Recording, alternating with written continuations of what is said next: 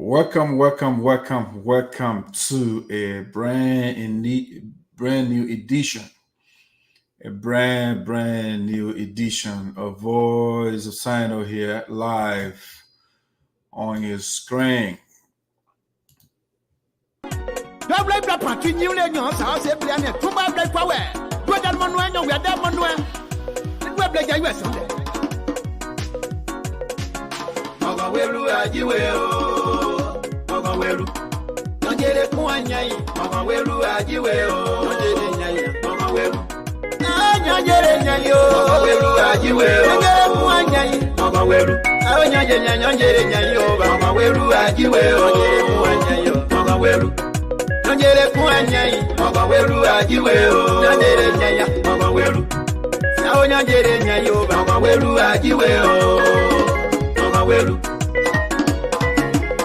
Nigeria Association in the America.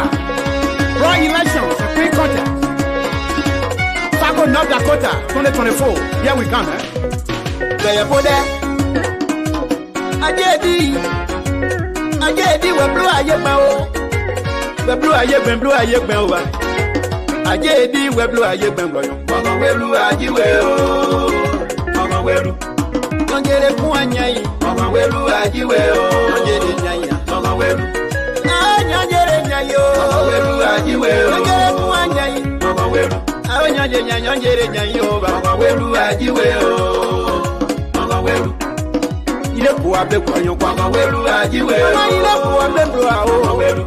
Mora Ilepua, she is the national president of the Nigeria Association in the U.S. I said, you know what? National vice president of the Nigeria Association in the U.S. What's up? Panto do da wana o. What's up? Kaya mama bia nawe. Anta ya pa mo bia nawe. Babla o. Jabla edu say. Jabla edu say lawo. DJ Grear. General Secretary of the Nigeria Association in the America. Mama welu.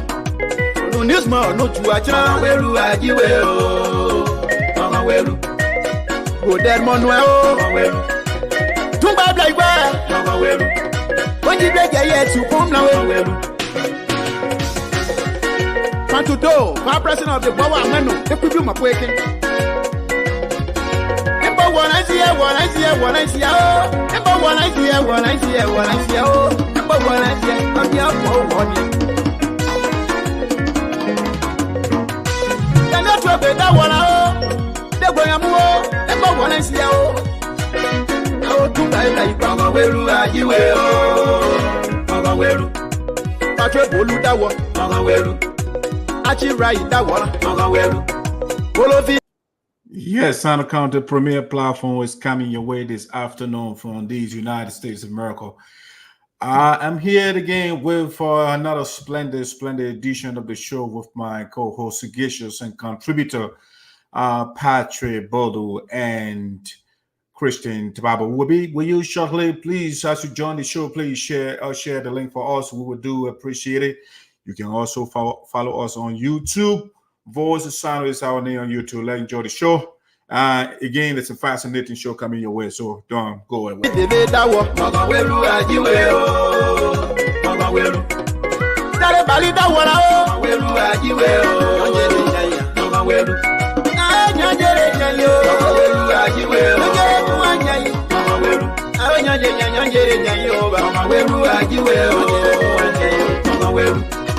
Get one day, now babu, escape John Trayu.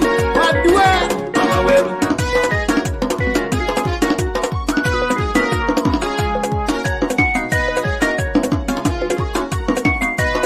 Class Cooper. I will know your dog.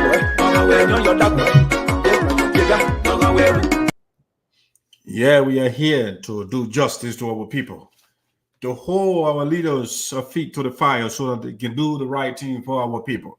We are not going to be quiet when injustice is being inflicted upon our people.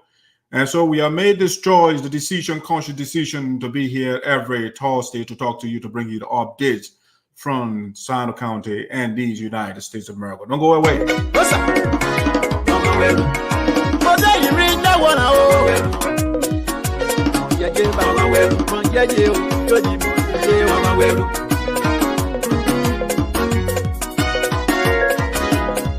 Lumane, Sinoe. Arrange doer, the Pubiam. Magdalene, I got Debbie Reed. Oh, my, no, we are. So said you then when I know so well.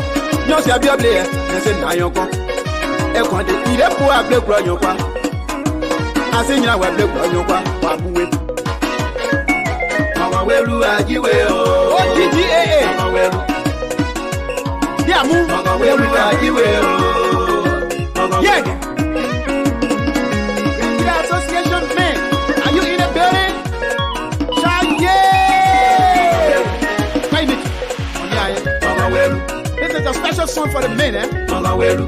Let us join the women. To put Grandida back on the map. Together we stand, divided we fall. Quand tu as ta foi, quand tu as comment se faire, comment se faire. You go you break from your group, they are for we. Put God first in anything you do, then your plan will succeed. Oh yes. I did it. I did it. I did it. I did it. No get down, no get down, no get down. No get down, no get down, no get down.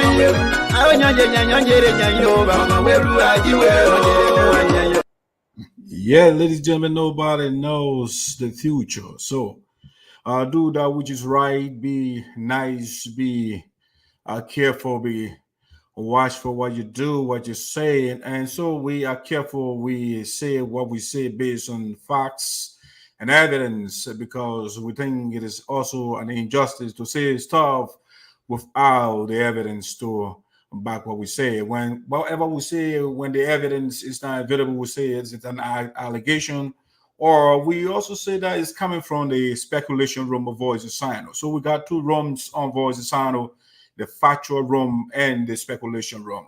And so today on the show, on the brand new edition of the show, we have some information coming from the factual room and some of the information coming from the speculation room of Voice of Sinoe. Don't go away, share, follow us on YouTube as well, and we'll be a brilliant show.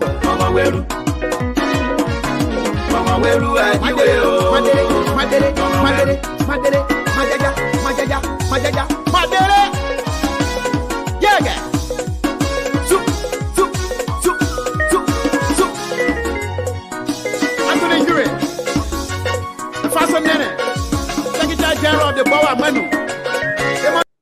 Yeah, today we have a lot on the agenda. We have for Sinoe County. We're going to be talking about the central bank report. To understand, the former Superintendent of Sinoe County, Lee Nagbe Chea, has been indicted by the report from the Central Bank of Liberia, the findings.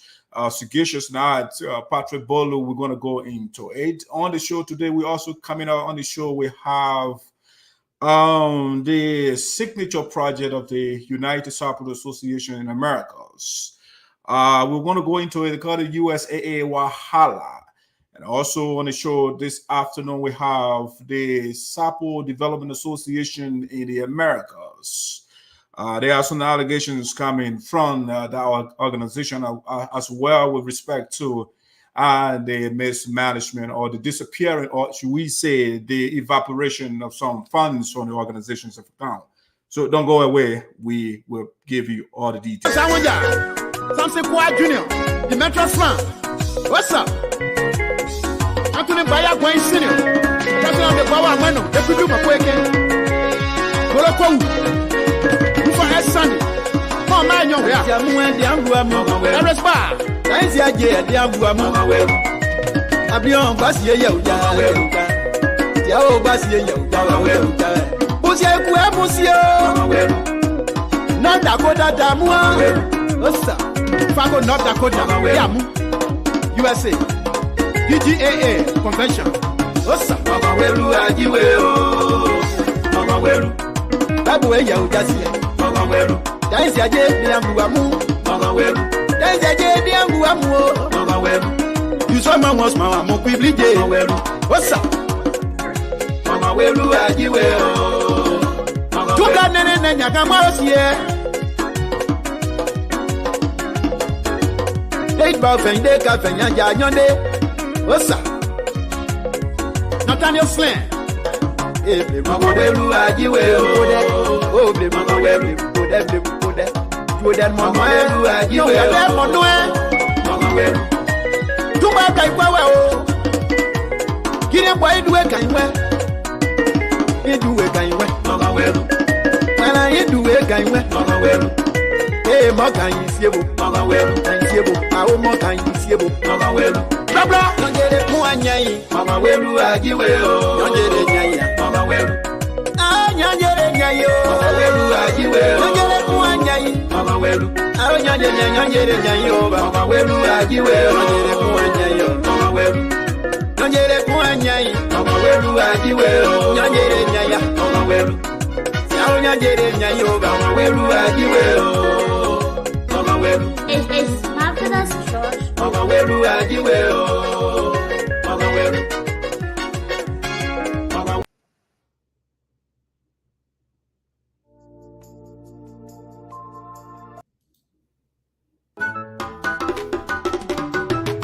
It's marvelous church. Atay bebe ayelemu Atay bebe ayelemu Ona busi Ire puwa da kwa o Ati nyina we da kwa na o Ekwandi atay bebe ayelemu Atay ona busi Atay bebe ayelemu Ona busi Adudo da kwa na o na busi Atay bebe ayelemu Atay Matuto, the people there on that war, yeah. February Toba, Tanyuano, Clovis Dixon, Olofi David, Osa, Talebali, Pamule, Daniel Trebe, Tanyuano, Corona, who's it? Where they run your way there. I say that I hear them. I am a cool. I say that I hear what I do. DIASPORA. I say that I hear them. I say the Kulee Amu, Saco North Dakota, 2024. Royal election and quick contest. Here we go. Patrick Bolu. I hear them. I say that I hear them.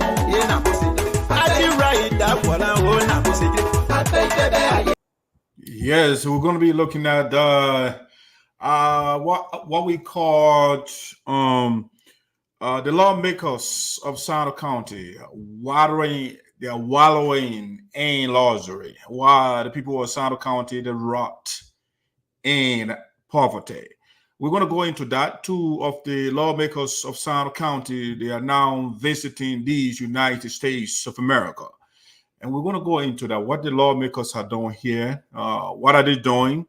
What is the purpose of the visit? We're going to go into the details of the lawmakers from Sinoe County, Alex Sonibor Noah and Romeo Quia of District Number 1 of Sinoe County. All right, guys. I'd like to welcome you officially to Sinoe County premier platform. The voice is Sinoe in the diaspora. Every Thursday, we are here every Thursday at 12 p.m. Eastern, which is 4 p.m. in Liberia with my co-hosts, Sagacious and Sarah. And Sarah is now on maternity leave.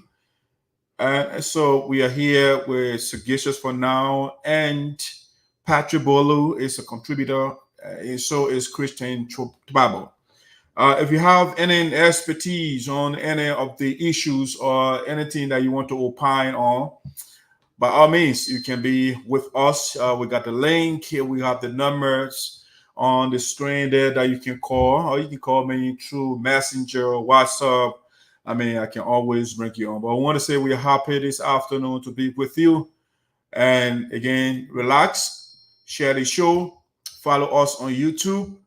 We have a lot of stuff and we're going to be giving you on this show. Without further ado, let me invite my co-host, Sagacious, to join me. Hey, Sagacious. Good afternoon, good morning, good evening. Depending your location, happy. I'm ecstatic this afternoon to join the show from Liberia. Like we normally say, it's a call to national duty, but this we say we will do have level of objectivity, sincerity, and dedication. I'm ecstatic to join the table this evening. I mean, to talk some of those important things that matter to our country, some of those important things that matter to our county. Yes, the county we also dealing. All right, so good. So thanks for the brilliant opening statement there. Let me bring on here as well. Patrick, are you ready to go? It looked like you are frozen back there. I want your video to be active to bring Patrick on. Let me see. I think he is frozen. Hey, Patrick. Patrick.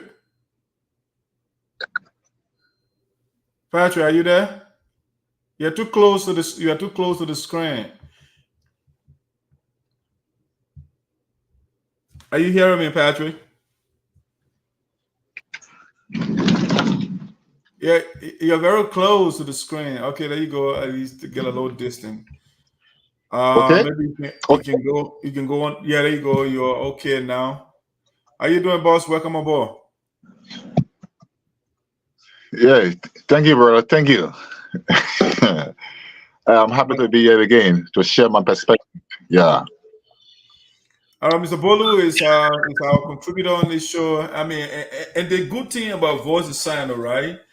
I don't have people that necessarily agree with me. I have Sagacious who has a political position. I have Patrick who also has a political position. And that what makes this show to be a unique show. You know, I don't have praise singles. I mean, people that just agree. Patrick is an apologist of the representative of district number 1 Sinoe County, for example. Sagacious is an apologist of Senator Quinton Duncan. And I'm an apologist of the people of Sinoe County. I represent Sinoe County. I used to be an apologist of Mr. Zaza. I mean, when I say use, he's not in authority anymore. You know, but I'm still an apology of Zaza when it comes and when somebody says something that is unjust. So that guy, you still happy? What happened? You are still. I mean, you strongly supporting Zaza. Yeah. What I mean is, when I say was, it's not on the front page anymore. So, yeah. So I'm talking about the leaders now that are occupying our various offices in the country.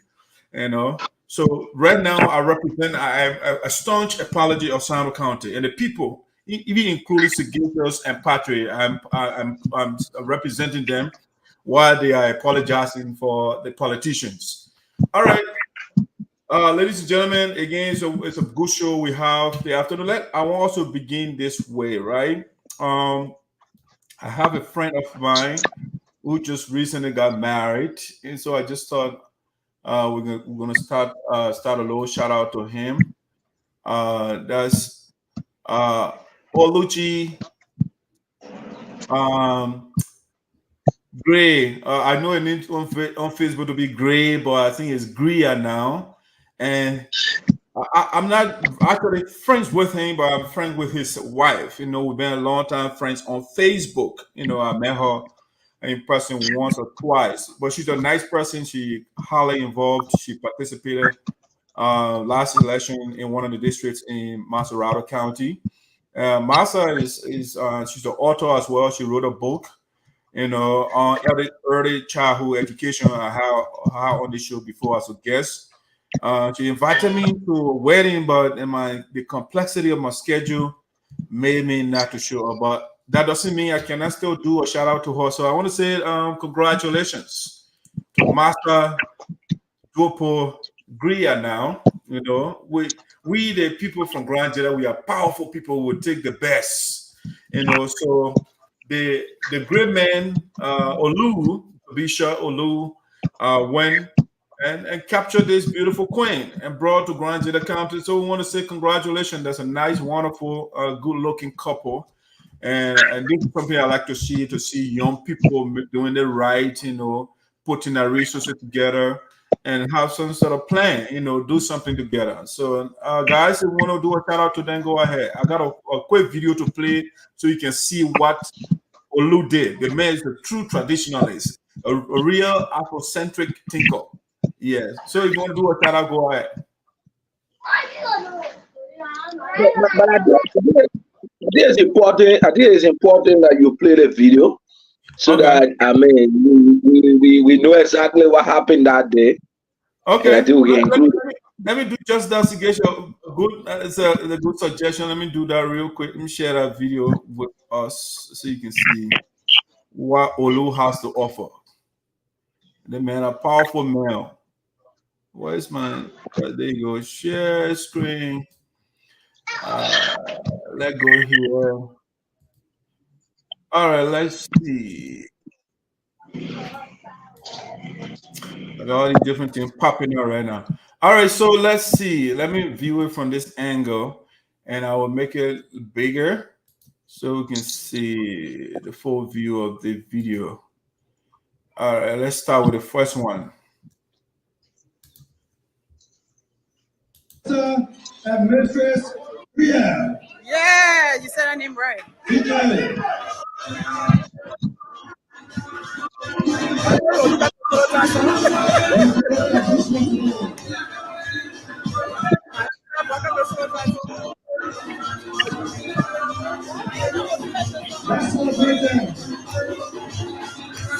Hey, I'm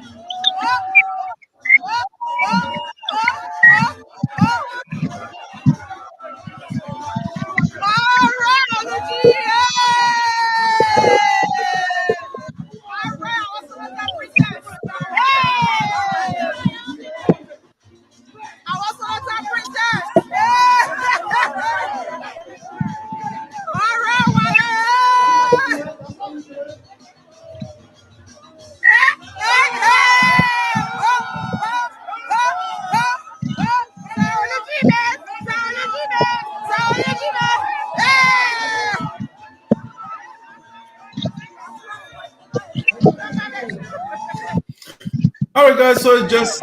He's on the shoe, bro.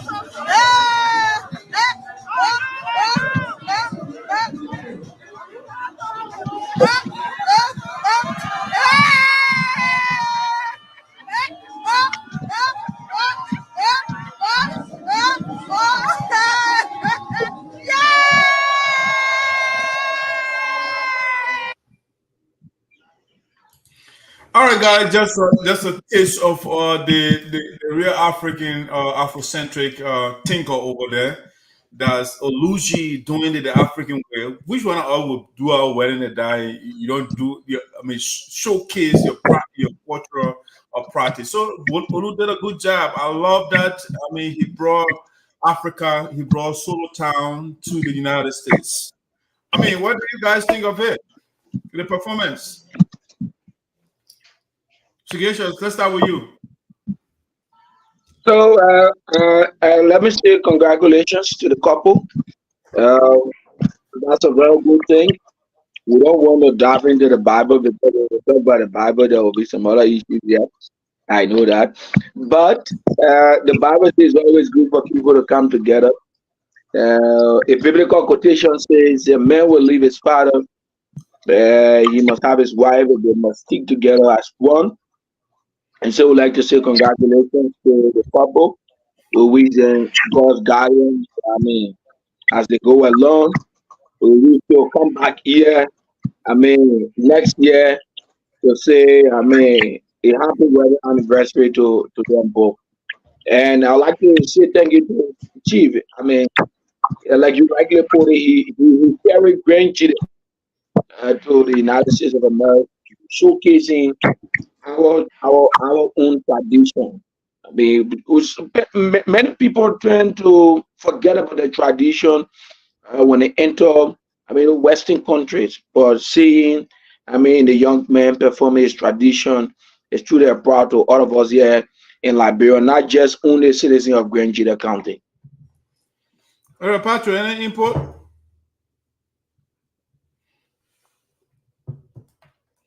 You can unmute yourself. I muted you earlier because of the feedback. Go ahead. Okay, yeah. So I think it is a good thing. The setting is good. The setting is unique for such occasion, where they got married, and I mean what it takes to get married in such setting. I mean, makes the whole occasion memorable. Also, on the issue of the traditional component of the whole occasion, or the matrimonial occasion, it is important to inspire some level of tradition. But traditionally, our people still got more to do in igniting truly what our tradition is, void of Nigerian mixture, or maybe European mixture, but purely Liberian, purely Liberian, quiet, or quiet culture. Yeah, that's why I look forward to seeing in upcoming weddings in the future. Yeah, purely Liberian, nothing like Nigerian mix or Western mix, nothing else. So, but it's good. But it's good they got married, and I want to say congratulations to them. And the occasion was very, glamorous. I wish I happy matrimonial lifestyle, fruitful years to come, and many beautiful kids and prosperity. All right, yeah, Patrick. I like the observation you made myself. That's the only critique, especially not only just the couple, but Africans as a whole. For some reason, every time we got something to call African wedding and then Western wedding. I mean, the thing is, when you Western people they get married, they don't have Western wedding and African wedding. But for us, we'll have to do African wedding and then we'll do Western wedding later. So, which I think no Chinese man does that, no Chinese couple does that. But for us Africans, we always make ourselves to be last, or if you like, the Western thing got to be final before it can be what it is, which I think we have to revisit. But I like what Olu did. He did the traditional wedding first. But I think the traditional wedding should be last because that's what represents you. That's what you are. But instead of making the Western one last, but he did both of them. That was great. That performance should have been done the African when you are in your African attire. Yes. But he did great. The elders, the ancestors, they are happy. And that's what I am. I'm the spokesperson for the elders and the ancestors. So when I see somebody depicting what represents the elders and the ancestor, I must give that kudos and the laudation that the brother deserves. All right, congratulations to the couple. Let's get to our topic, our thing that we want to talk about here today. Patrick and myself will get inside. Yeah, just kidding. Patrick, don't be afraid. We're not getting inside like that. I mean, we started a little debate on Sinoe Forum, and I like to talk to you or Sagacious because you guys, you tackle the issues. You don't go personal. And that's why it's supposed to be. We talk about the issue, you have better idea. If you make a stronger argument, I will concede. If I make a better argument, I concede and we'll go ahead. That's what they call dialectic, right? You have the proposition and to the proposition there is an antithesis. Then the antithesis will give you the synthesis, right? Then you get new ideas. So that's how we do it. So guys, I want us to begin this way. Since the guys are the big people in Sinoe County, let's begin with them. But before we go into that, let's see. Let me do it this way. Where's my stuff here that I want to showcase? I should be prepared for everything here. There's a lot of background noise, guys. If you can put yourself on mute, please, that would be excellent. I saw this earlier, but hey, anyway, we want to go. I just wanted to bring my breaking news stuff here, but I don't know where I pulled it right now. I saw it earlier before I got here. Yeah, but let's do with our lawmakers.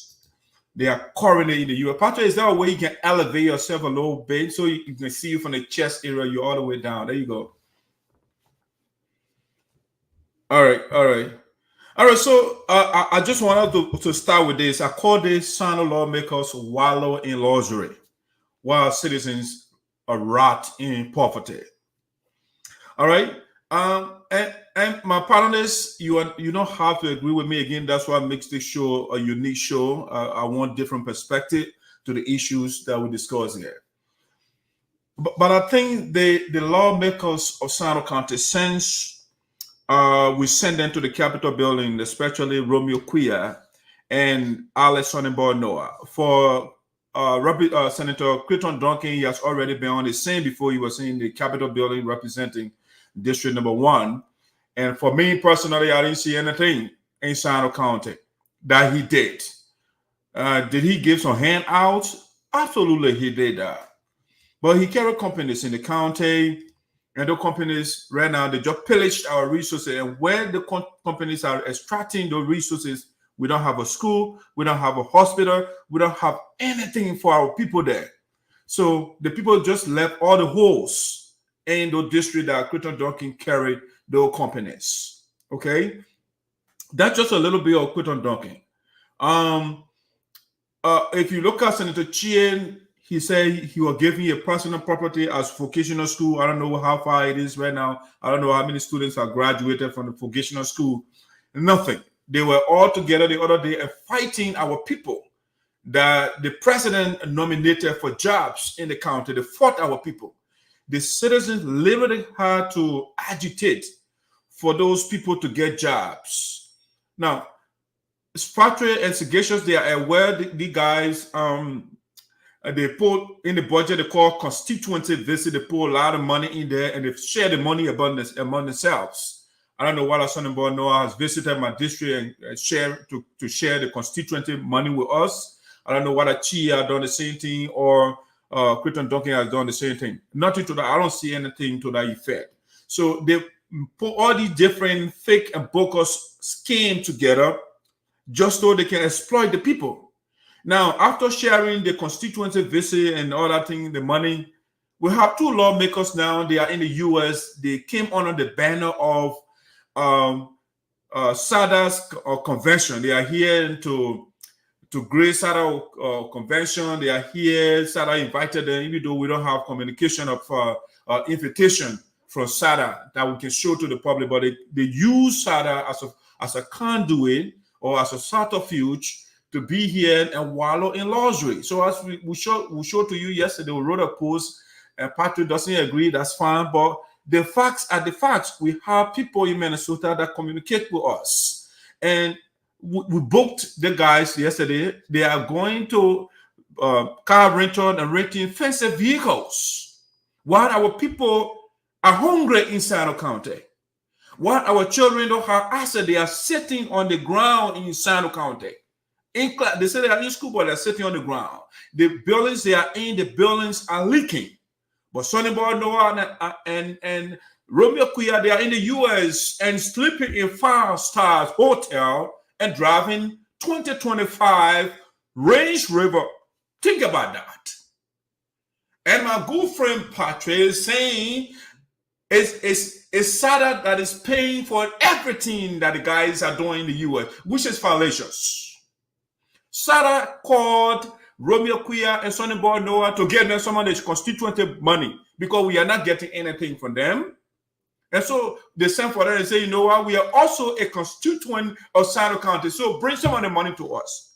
But Patrick is telling me that this poor organization that has been that about to have a second convention is paying for everything, renting 2025 Range Rover for Romeo Quia, 2 of them for Sonny Boy Noah, the two vehicles for them. They are paying for their 5-star hotel and everything else. Ladies and gentlemen, that thing doesn't hold water. This is the deal, the place they won yesterday to get the fancy car. You see our county development money, you see our constituency visit money. That money should have gone to the county and ask the people, what should we do with our money? What? Here is the constituency money. What do you want? But no, the guys that in the U.S. to use SaDAA as a subterfuge to come here and enjoy luxury. I saw the senator of Grand County the other day too. He was here. He was in Philadelphia. I met him. He was driving the same Range Rover. That's what the guys do.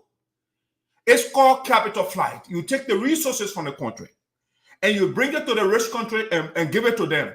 And your country looks at Stone Age Village.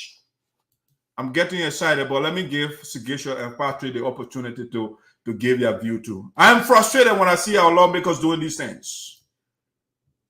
Let's So yes, Sigisha, go ahead.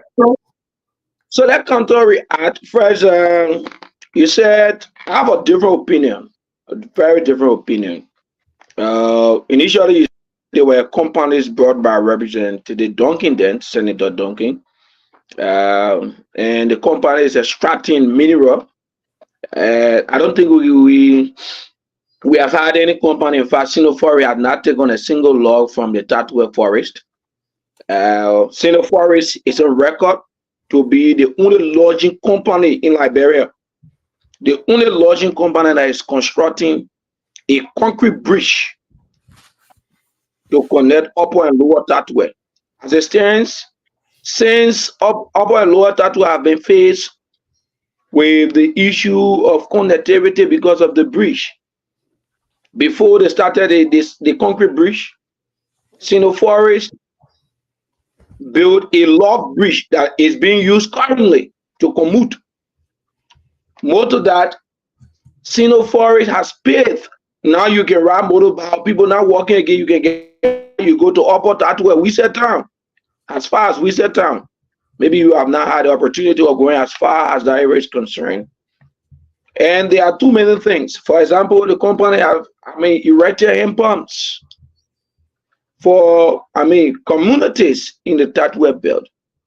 So these are a few things that the company, like his spoke, Councillor Augustine Chea, he brought the vocational school, but given our own economic strength, students were unable to work full. So what in his wisdom he did was, he turned the entire building, including the documents, with additional acres of land to the Sinoe Community College so that they can have a vocational department. As we speak currently, the building is now for the Sinoe Community College and no longer for St. Augustine Sakwade Chea, including the land. All documents were presented to the Sinoe Community College. The last time I watched a video, I don't know what, there was a groundbreaking ceremony by SaDAA or one of the Sapo organizations, and there on the Edison about Noah, I think Thomas Romeo Quia were invited to the United States of America. I don't know whether they are using the visit, the conventions visit, for different purpose, but I have now also gotten an official communication from SaDAA, but it was said in the gathering that Representative Noah and Representative Quia will go to SaDAA convention in the United States of America, and there were the statement came about that you critique a whole lot when Representative Noah, as you are inviting me to the United States of America, you know I'm a representative. I will now hold my own back And so I would bring people along with me to Women Bank. And I think it was that at that occasion when they were invited. So yes, they were invited, though we did not see an official communication. But during the program in Liberia, they were invited to the United States of America. That verbal aspect of it, I'm aware. I mean, you see, the country. I want you to be succinct so we can bring Patrick in. Yeah, so the country you're talking about is a very developed country. America is a developed country. So you expect a congressman as they are called there to go around. How you want a congressman to run in the United States of America? And yeah, like that. What car you want a so the congressmen in the United States of America, they car bigger than the car they can ride. Is it more expensive than the car they ride in the United States of America? So because they are congressmen from Liberia, from Sinoe, so they might not have the opportunity to ride luxury car. I think that would be unfair for our congressmen. When you know in the very America, congressmen, they are riding luxury vehicles. They live in decent houses. You know that. So because we in Liberia, so our congressmen go visit them, they will buy. Let's bring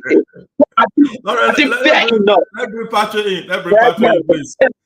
Patrick, you just heard sagacious and saying he justifying why the guys are driving 2025 Range Rover. So Patrick, let me lay the basic. I will give you the floor. Sonny Boy Noah told us, like sagacious writer indicated, he bring in two persons. As a matter of fact, he called them bad boys to hold his bags for him because he's a lawmaker. It's very important you can hold your own bag. As we speak right now, we don't see the bad boys. I must give a kudos to Romeo Quia. He brought one gentleman with him, his chief of office staff. But my district lugubriously Sonny Boy Noah lied to my people.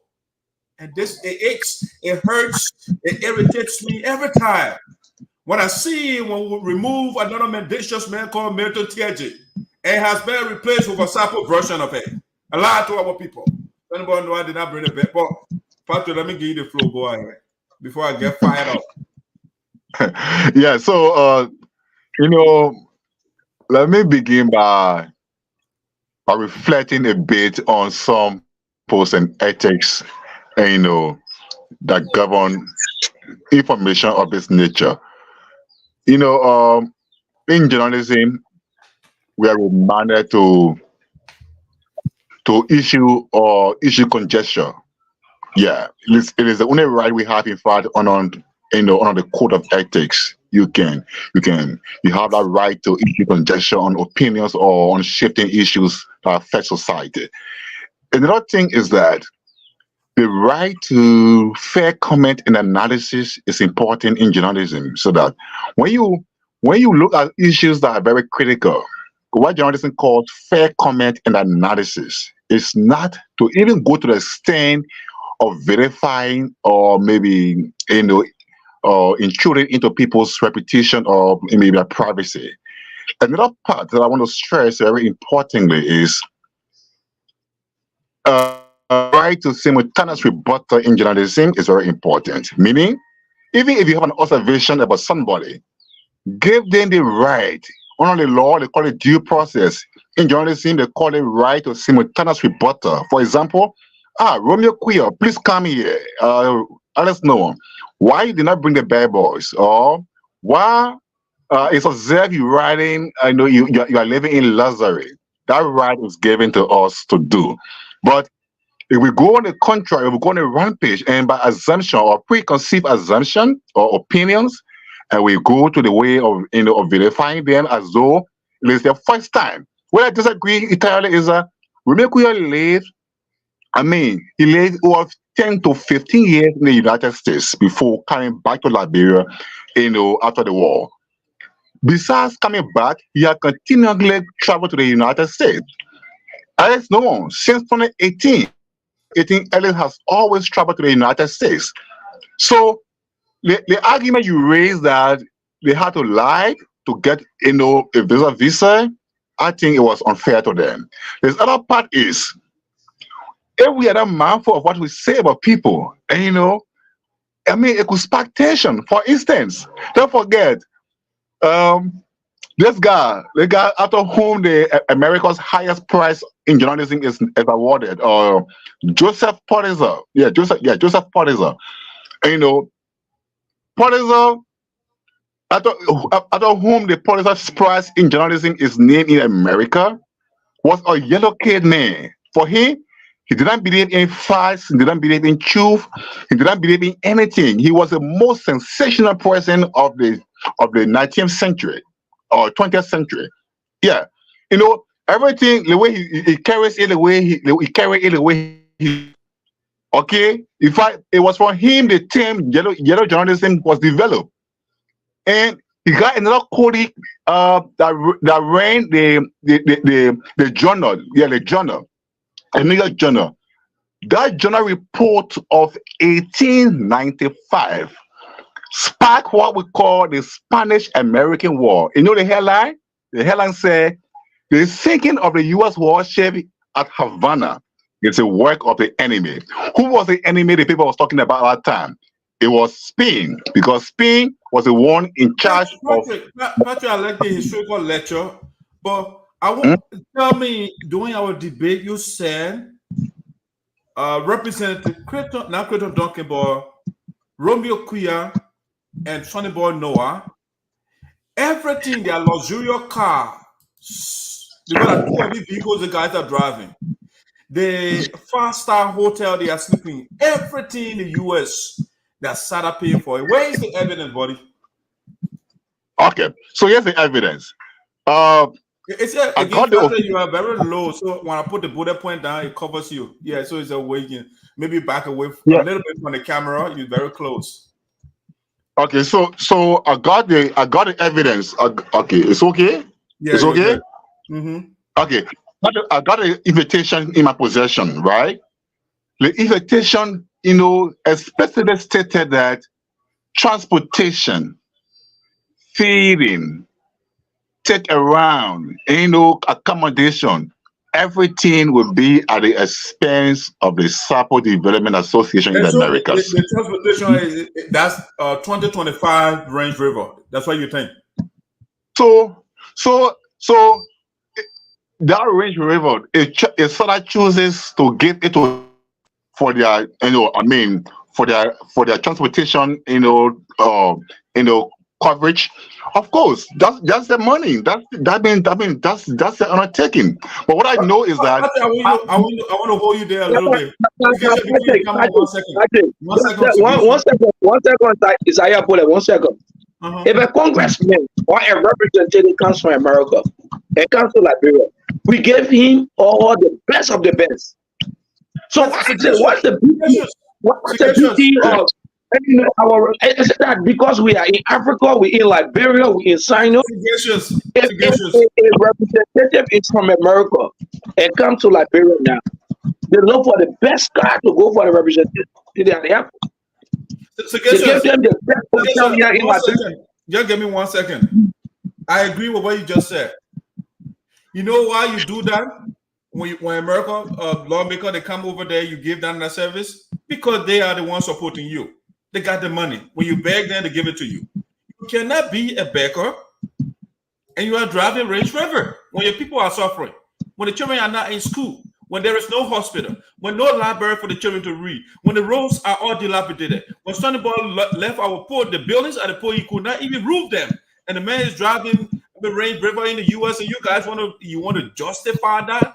And Patrick is telling me, hold on, Patrick, hold on a second. I'll give you the chance.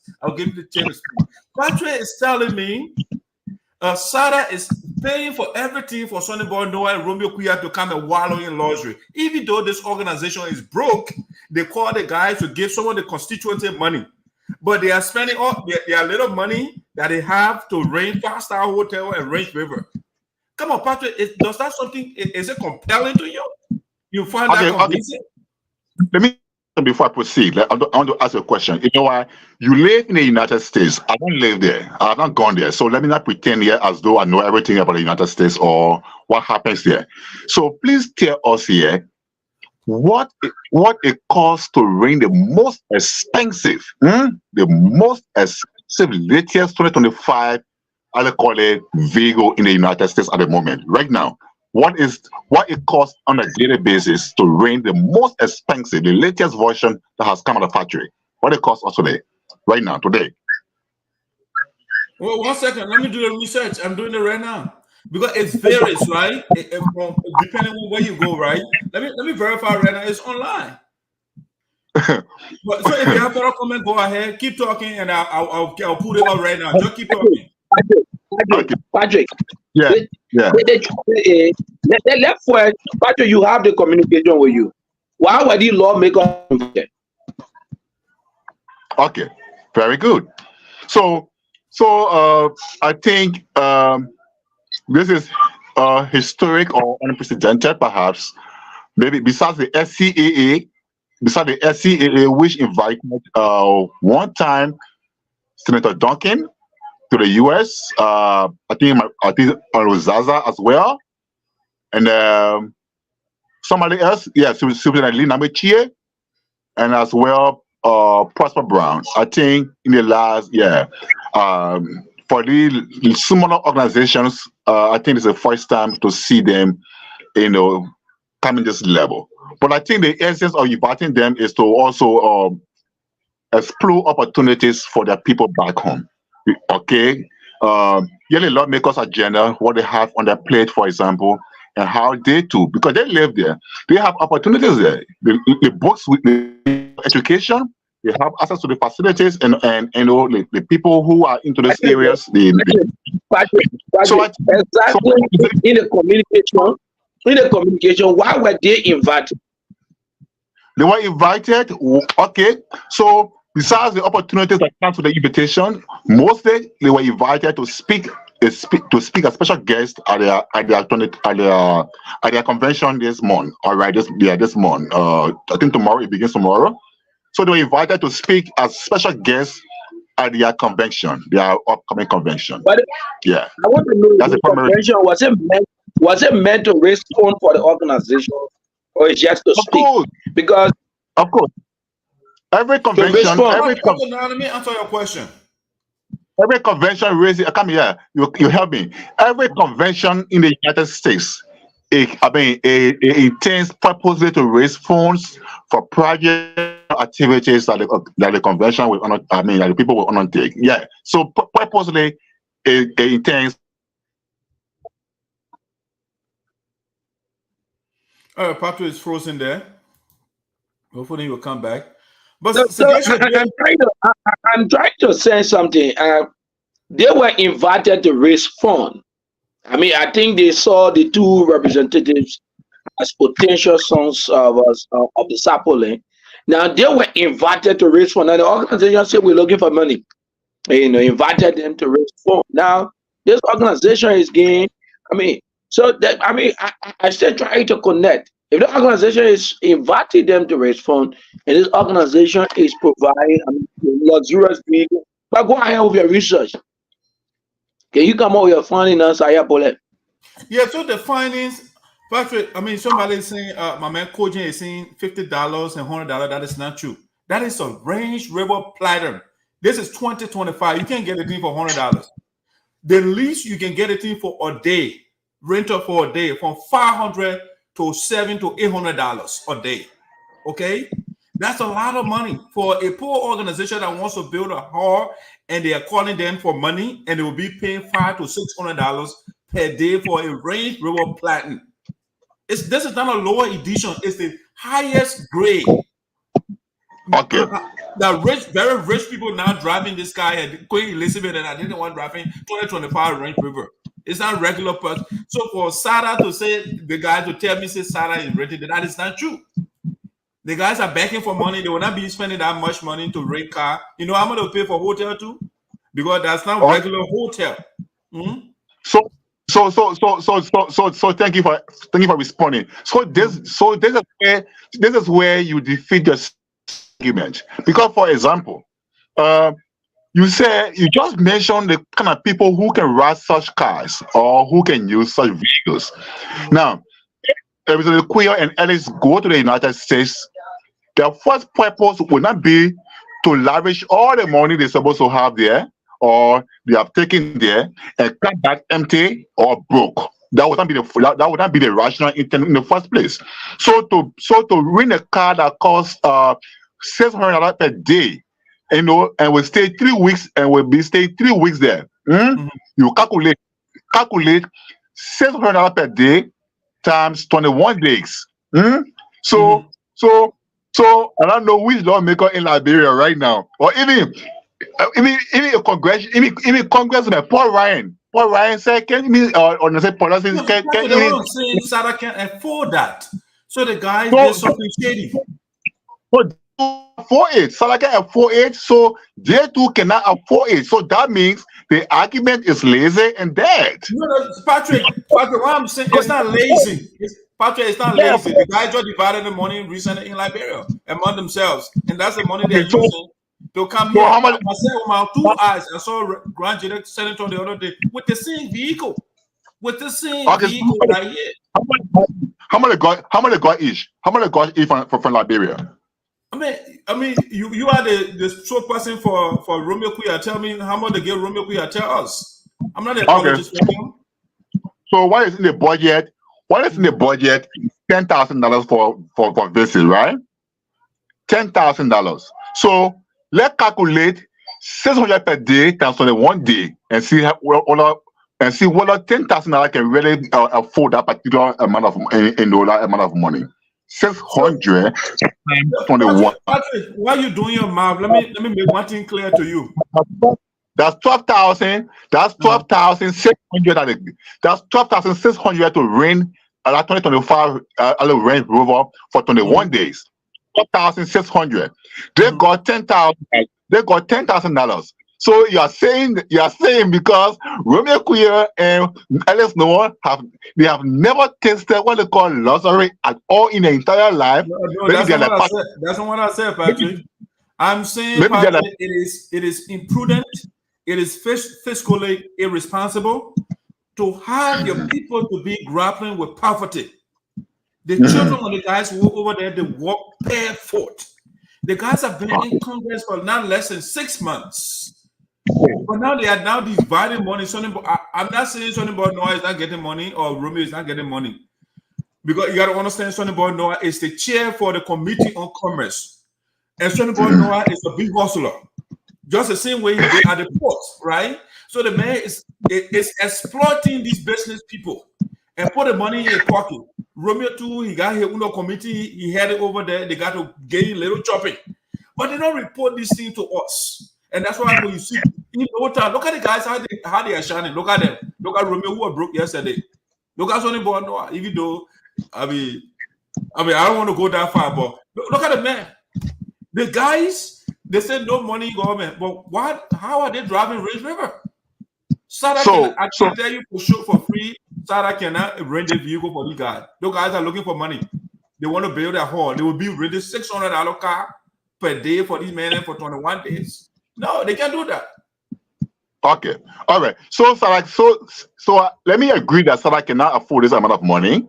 All right, and equally agree with you that the two lawmakers themselves each cannot afford this amount of money to go and rent. Patrick, you can't say that. You can't say that. They can't afford it. So you just told Patrick that they get $10,000. So all somebody should do is to put $2,000 or Romeo going to put $2,000 and $10,000, and they can't afford it. So you just did it math for us. So I mean, it's just so Sagasha look at the rationale. It's just written, not buying. It's not buying. It's not you buying, but just to rent it, right there, and come back. Sagasha, help me, man. Sagasha, help me, man, please. Let me speak to the letter that you talk about. I try to explain the letter to you. You see, when you inviting somebody to the U.S., right? The United States government, they want to know how you're going to sustain the person. I mean, how long the person will stay here and who will be responsible for that person. That doesn't mean that whatever you put in that communication, it doesn't mean that you actually do it. But you try to convince them to give whoever you are inviting visa. It was on that basis that SaDAA put there. They say they will range river for Green Code Video, not Green Video, but what you call him, Sonny Boy Noah and Romeo Kuya. That they will do everything. They will, all the shoes that they will wear, they will pay for it, and all those things they say in the communication, even though you have not shared the communication with us. For some reason, the communication is secret. Patrick know my inbox. You could easily send it to me. I can share with the people. But again, the man is an apologist for a politician. And so they tell us, oh, we got the evidence. That's a philosophy of Milton T.J. You say, I got all the doors here, but you can't share it with us. It's the same thing that Patrick is doing. It's the same thing. So these guys, they are just looting for us, and our people are suffering. And it pisses me off to see that going on. When you said people that were before you yesterday, they were not doing the right thing. And then you are here now, and you are doing exactly what the guys did, or better yet, worse than they did. So it's sad. We got people that Sonny Boy Noah, and every shirt that Sonny Boy wears, you have to put a name on it. You got to, is that what the guy is in authority for? Look, and this is the man who was eating kid with it yesterday. Yesterday, the man was eating kid with it. But in no time, this brother is wearing all the diamond rings and gold rings, and Sonny Boy, my man Patrick is telling me, oh, Sonny Boy know that he own money. He was born with silver spoon in your mouth. And Sigesha is telling me he's a congressman. So when they come to America, they should ride the latest vehicle. Come on, guys. Look at you. You're smart guys. These guys are supposed to open that place so we can have state at the art university over there so that you can advance yourself. But no, they're not doing it. Okay, can I read this letter for us to know exactly what is inside a camp or a council of sustainability respect? Go ahead. The important thing you can do for us is to share the communication so that we can also. Let me put it on the screen. Okay, let me share it. I'll put it right on the screen so the people can see it. The military person like 1847 letter and read it, 1 minute. I might have done 1847 letter. The part that Baku journalism, man. That what the men can do, they know how to spin. They are great spinners, including yourself. You're a journalist now. When you're ready to do your journalistic acrobat, it's not fun. Okay, I'm sending it to your WhatsApp. Okay, please. I'm looking up the messenger. Either one, it doesn't matter. Yeah. So this trip that you guys they are on here is another one of waste of resources. They are just here to do photo ops. That's a visit. But you check up. I think that one of the mayor, one of the cities in America. Have you checked out the discussion that they have had with this mayor? Is this a situation I have been around for a long time to fall for these things? They had a meeting with mayor or vice president or whatever. These are rhetoric that people been spreading when you were not even born. They say the same thing over and over and no result. Sonny Boy Noah meeting with mayor or Roma meeting with mayor. It's nothing to me until I can see something happening. So those are all rhetoric that can hold water to me. Patrick, yes, okay, thank you for sending it. Let me share this thing quickly with our viewers. Yeah, the communication. Patrick tried to prove us wrong here. Trying to prove us wrong. But let's look at it. Let me pull it on the screen, and then we can read it together. Let's see. Let me go to screen. Yeah. Let me put that in the system quick. Yeah, so 1 second, guys. I'm loading that, uploading it quick. It will be there in a second. Allow, go in. Bam. Let's see. So guys, let me share. So the man trying to prove her wrong. A man, he got a communication. Okay, it will soon be there. Let's see. Hopefully the red one. Okay, let's look at Patrick's communication. Where is it showing here on this one? But I'm not seeing it over here. Where is it? Let me try it again. It's here, but I'm not seeing it. Where did I put it? It's in my studio, but I'm not seeing it, guys. It was uploaded. All right, let me try again. It's in another studio. Or... All right, guys. But Patrick sent it to me, so let's just read it. So saying here alone doesn't have it, and it's also here. Let's read it together. I wish I could share with the audience. To be fair to Patrick. Patrick, let me try again. I want to be fair to you. Yeah. Hopefully.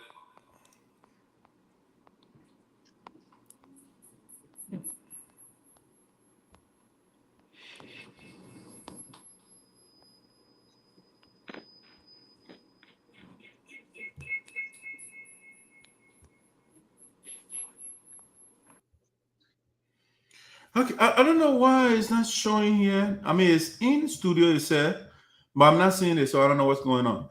But anyway, let's see. Let's just look at from the screen here what Patrick sent to me. Let me do another. Let me look at another way too. Let me send it to my messenger, and then I will share it, Patrick, because I just want to be fair to you.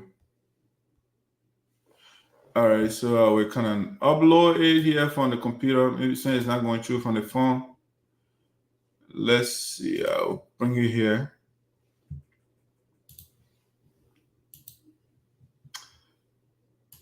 Download. Okay, it is downloaded. Let me add it to studio.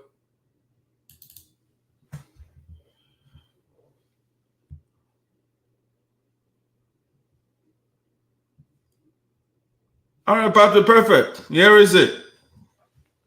It's on the screen there for you now. So Sigesha just went off, but the fonts are small, so I'll just read it from the device here, so you can hear what Patrick is talking about. All right, so it says here, Sapo Development Association in Americas, Mr. Dave Kulee, National President. They got the address over there, 4125 East 8th Street, Des Moines, Iowa, 50313. They got the phone number, everything listed. All right. I don't know what this is the headquarters of the organization to the main personal residence, but hey, that's another ball game over there. So they say, Honorable Professor Thomas Romeo Chea, Sinoe County District Number 1 Representative and Chairman on Education. Let me ask Sigesha, say he back. Sigesha will read the communication. It's on the screen there.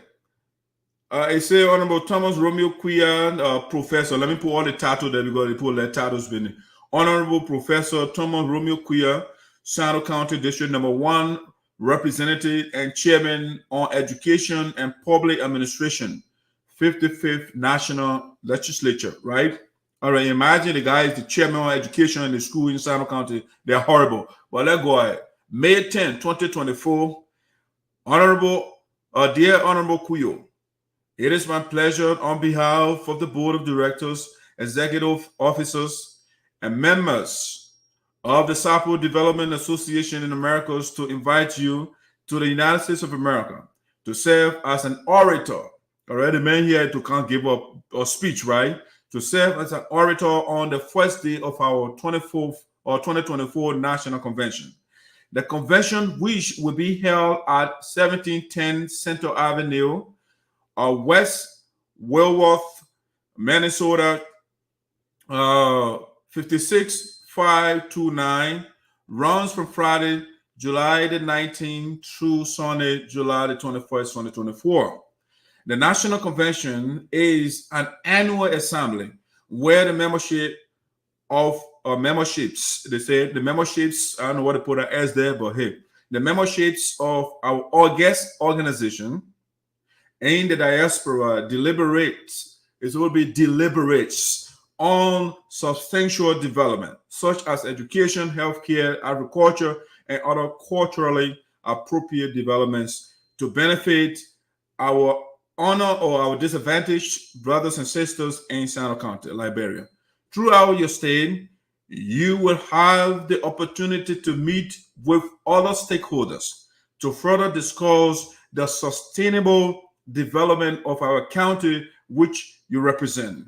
We will be fully responsible for all of your lodging, transportation within the United States, meals, and other associated tasks while you are here. Okay? As we look forward to seeing you, we humbly ask you to please plan appropriately within the given time frame to avoid delay.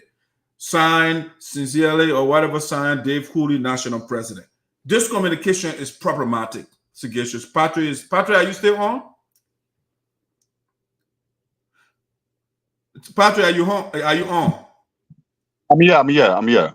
Good. I like that. So, Patrick, what I was saying, this last line, when it's this second to the last line, when it says, we will be fully responsible for all of your logging, transportation within the United States, means that it doesn't mean that these guys will pay for something. Say, for example, Green has a vehicle. What you call? I mean, a lot of guys, Sister Trouble has a vehicle. One of them, they will give the jalopy to the man to ride, to get around. It's not a Range River, okay? They are not giving you Range River. And besides that, like I already indicated, they did that to tell the United States government that when the guys come here, there will not be liability to the government or to the United States taxpayers. Because they don't want to come here and use the pure taxpayer money, no. So you got to show them that, oh yeah, I will take care of everything. But the guy cannot afford a Range River. No, they can't do that. For how many days? Patrick said 21 days.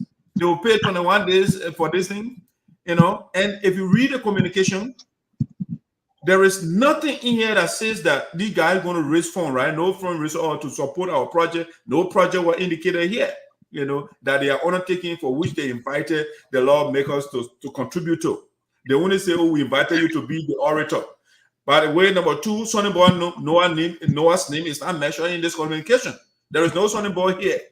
So how is it that two of them they are there? Sonny Boy Noah was not invited. Unless Patrick get a different letter with Sonny Boy's name in it, that's a different thing. But Sonny Boy Noah just using our county money to go and wallow in luxury in the United States. That's what the man is doing. So now we gave Patrick the opportunity to come by, or Sagacious the opportunity. Go ahead. Yeah, so thank you. You know, that's why last night I reminded you on our doing our little debate that we have to push ourselves, you know, of some personal or subjective rankers so that we see the real thing.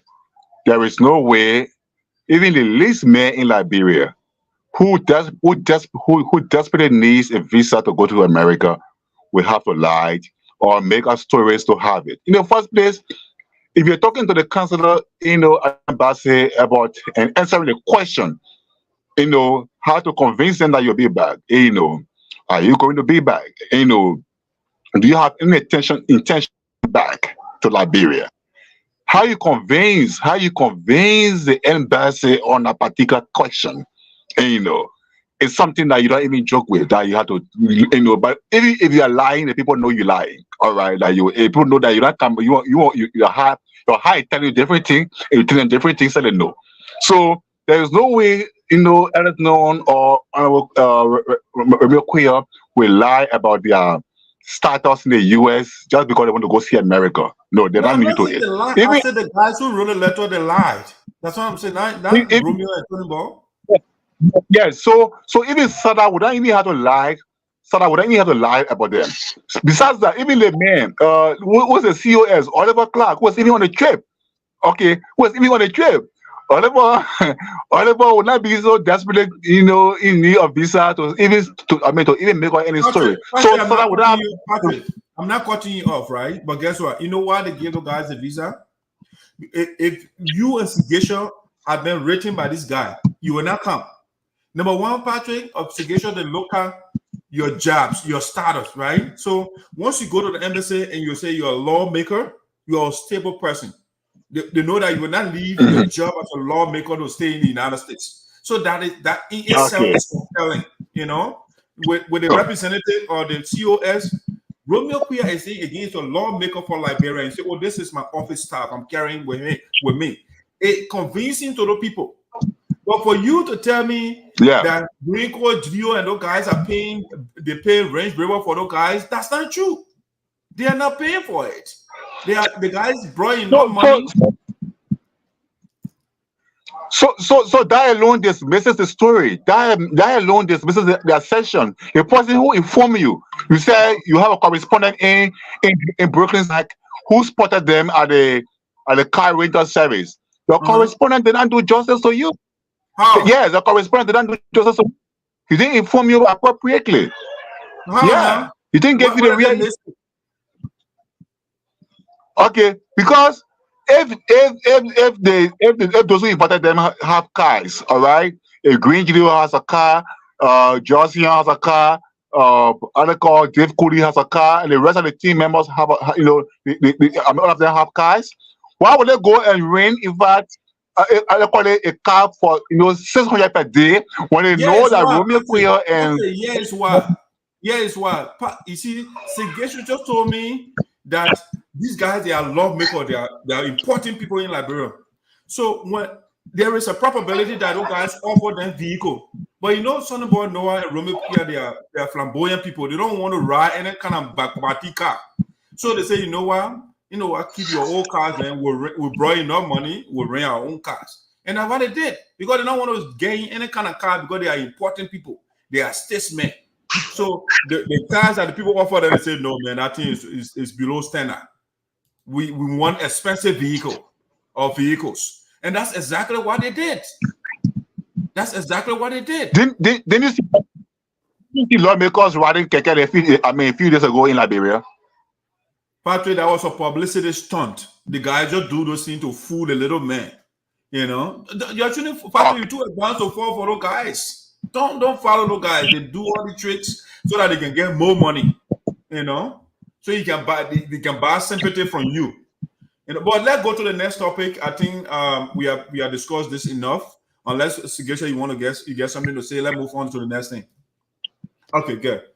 All right, guys, that was let me take some of these things down and go to the next one. We'll get the viewers, we'll get your comments shortly. If you want to participate, there's a number there. I will put this bullet point there, and the numbers is attached. You can call the number, or you can call my WhatsApp number or my messenger. I will also bring you on. Let's see. Or if you want to come live, send me the link. I will send you the link. Okay, let's get to this one right here. SaDAA. Okay. 20K allegedly evaporated from SaDAA's account. Okay. You see, this information is coming from on this platform. We got the factual room and we got the speculation room. So the information in the Patrick, I think you put yourself on mute. Let me mute you here. All right, you good? So when the information is in the speculation room, the information is true, but what is missing is the evidence. So the information that we're about to share relative to the 20K is true, but what we are lacking is the evidence, and we are doing everything to dig out the evidence. We did that before in the past. We came here, we broke the news. We said Green Code Grio and Group, they took 90,000, and the people say, "Oh, that's how you put it, you're a liar." Only later, the information was disclosed, and they all were declared guilty. I mean, you know what they did? Hey, they have money, so we don't see anything, But first, they denied they said that was fake news and what have you. That's what they said. And I'm telling them again, the information has reached my desk. I'm telling my associate, I said the same thing about their president now, Dave Kulee, in Iowa. when he took the people's money from the account, or as a matter of fact, he took some money, put it in the account, and took it from there. I reported the news, the people are lying. And I brought the evidence later, the bank statement or the transaction from the bank. I am telling the people, the viewers again, my sources are telling me right from their inside. I mean, you guys are journalists. In journalism, we don't adduce the identity of our sources. It's called confidentiality, right? So within their ranks, right now, people are calling me and say that it's a serial chaos right now. We are trying to manage it. $20,000, $20K evaporated from the account. And the president is angry because he is about to, like his first convention, he has to get a report to the people. And he cannot account for the $20,000. So now he is accusing the Chairlady and the financial team. Now, let's be clear here. My sources said Chairlady. They didn't call the name. And the organization has multiple Chairladies because they got chapters. So each chapter has a Chairlady. So I don't know whether it's the chapter Chairlady or the national Chairlady. That's why when I wrote a post, I did not mention anybody's name because I'm going according to the information my sources give me. Okay? So before the post say, oh, are you me talking? If the shoe fits you, you wear it. But they said Chairlady. Again, I don't know whether that the national or the local Chairlady. I don't know. Okay? So the president is pointing finger at the Chairlady and the financial team. And the reason I'm bringing these things also, Gacious and Patrick, you know, we take money from people. We make people to pay all the dues and taxation and different things. And at the end of the day, one or two persons will eat the money. And people, I mean, and the reason for which the organization was established, the reasons are all on the child line. You know, the people from Sinoe County, they are not benefiting because it says Sapo Development Organization. So the development, we will not see it because $20,000 of the people have earned money is gone. Okay, I will call you back, Evangelist James Carter. Let me finish. Let go into the topic a little bit, and I will call you up. I'll return your call. But this is the information that is coming to the speculation room of Voice of Sinoe, $20,000, the same way the guys took $90,000 from the USAA account. And you know, monkey can leave a blind hands beyond. You know, the same people that looted from the USAA that didn't want to establish another organization to call it SaDAA. So I'm not flabbergasted. I'm not surprised that $20,000 will get missing from the account. I'm not surprised at all. It's not news to me, but I just my job here is to inform the community, to tell our people. Eventually, again, I will call you back to get your say. I will call you right back. You know, but Sigesha, if you have any thought, go ahead. But this is what's going on in our community. This is what's going on. Well, like you said, this is an alleged, allegation. Like Patrick Ryder said, journalists, we are people who bring full evidence or evidences. And like you said, we also deal with sources. And we were told to protect our sources, especially so in investigative journalism.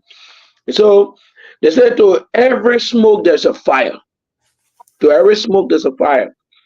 So we hope that, as you are in the United States of America, you can find some evidences, to the allegation. It's a legend. About 20,000 has evaporated from the organization's account. Who, evaporated that amount from the account? Who are those involved? The public needs to know. We have to do the public justice. So we trust your investigative abilities, to bring into book those who are allegedly involved. Let me answer that man. He been calling back to back. Let me see what he has to say. Hey, Mr. Evangelist James Carter, welcome to Voice of Sinoe. Yeah, Dick, how you doing, man? I'm wonderful, thank you. How yourself? Yeah, I'm in Faco now, Okay. Kingston yesterday for the convention. Okay. Yeah, I've been following your information there a few times, but then... So before you go into it, please introduce yourself to our audience, please. And what role you play in the organization that you're trying to defend. Oh, I haven't spoken in theater or defense, right? No, I just assumed that. I'm not here defensive move. Okay, go ahead, sir. I take it back. Yeah, I'm Evangelist Carlo, one of the community leaders, member of SaDAA, serve as secretary on the board. Okay, eventually, just what you're talking about, that's why I'm correct. That you're here to defend an organization because it's a member of SaDAA. But go ahead. I think I'm correct on that point. Yeah, but you should know you are part of the community. Maybe for your guests, maybe they don't know, but I mean, you are not a kind of stranger. You should know everything except the lies you are putting out there, you know.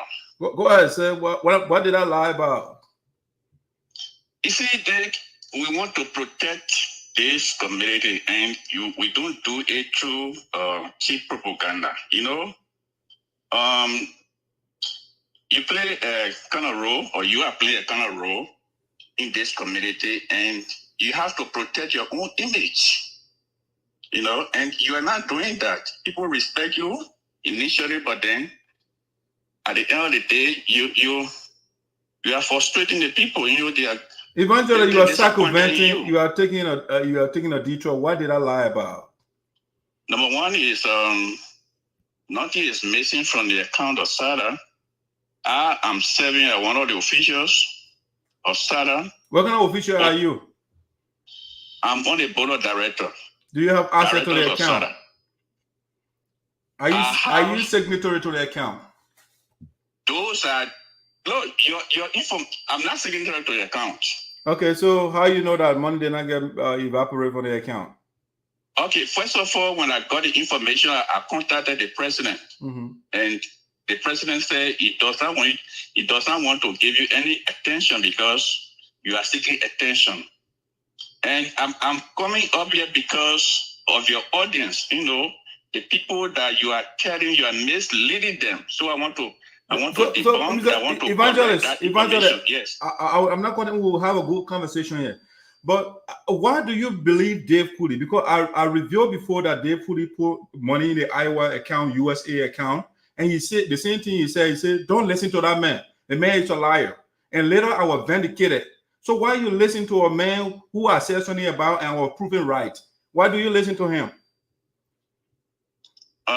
There's no instance where you told me that he took money from the account and it was substantiated. You know, eventually, let's agree to disagree. Dave Kulee did not apply for some funding and put it in USAA Iowa chapter account. Why did the members fire him? Why was he fired? He was fired from the presidency because of what he did. Listen so let's agree to disagree. Let's listen. You know, the community went through a lot of crises, and we want to bring about peace and stability in this community. And you continue to propagate those type of seeds that will you know, create more confusion. I thought by this time you would have learned your lessons, but but you are not refuting anything. Eventually, my contributor want to say something. Yeah, go ahead, investigation. Yeah, if I may ask, was the president? Is it President Kulee? Yeah, Kulee.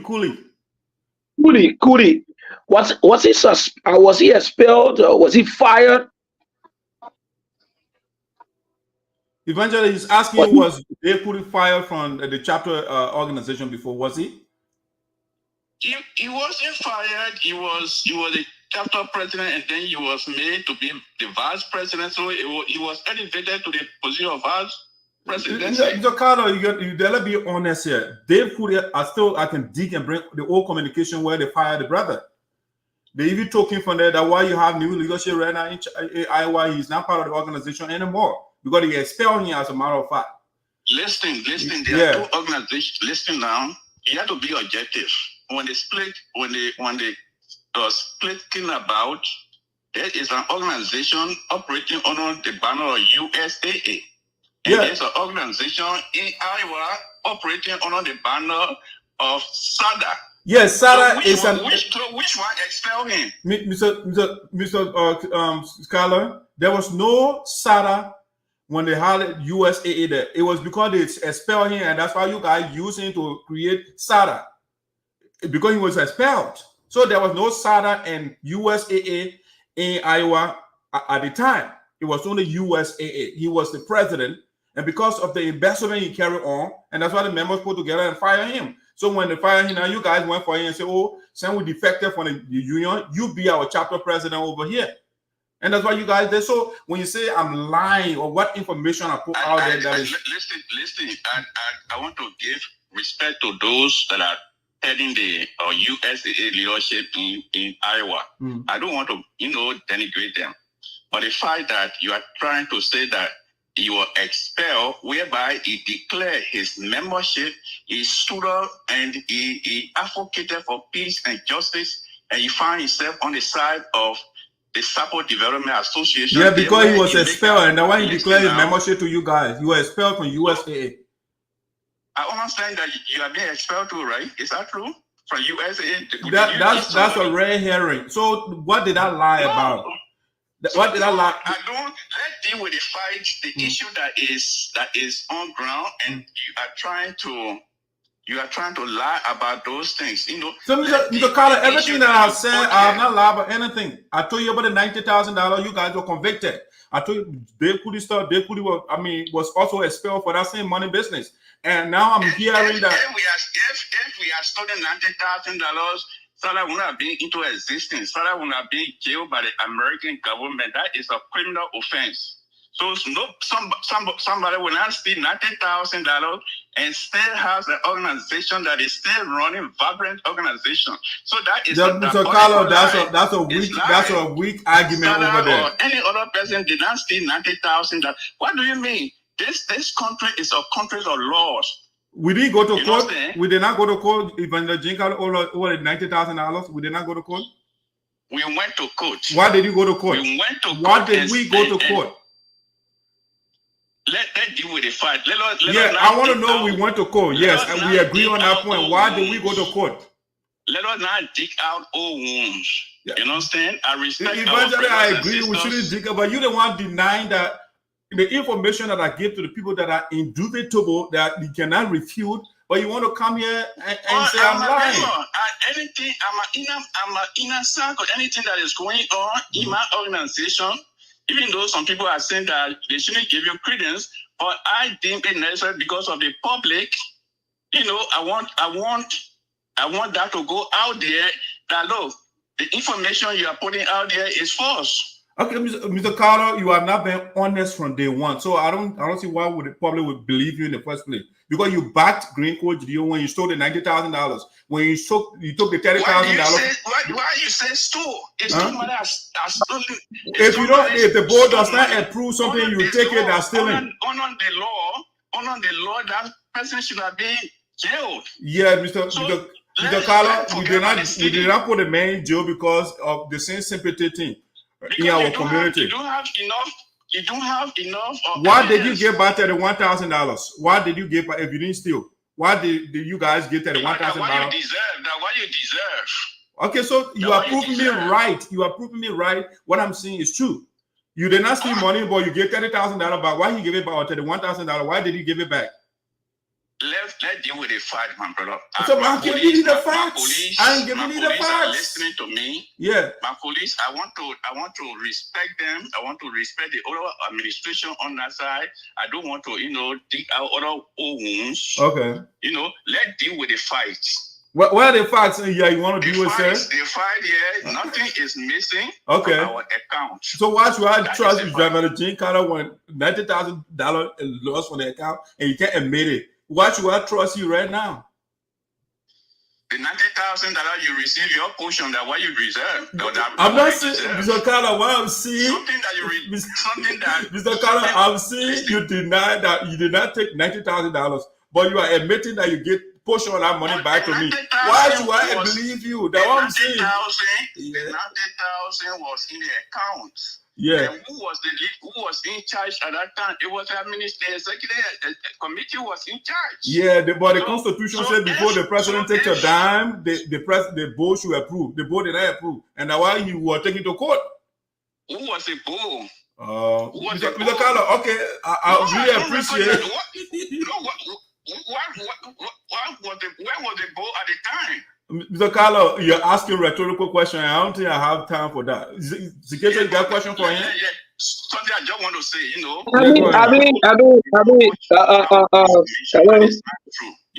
Mr. Carlo, we are trying to reconcile. We are trying to make peace in the community. Your messages out there should be kind of conciliatory. That is peaceful. Yeah, eventually, I think the shoe cannot be on the other foot and you point finger here.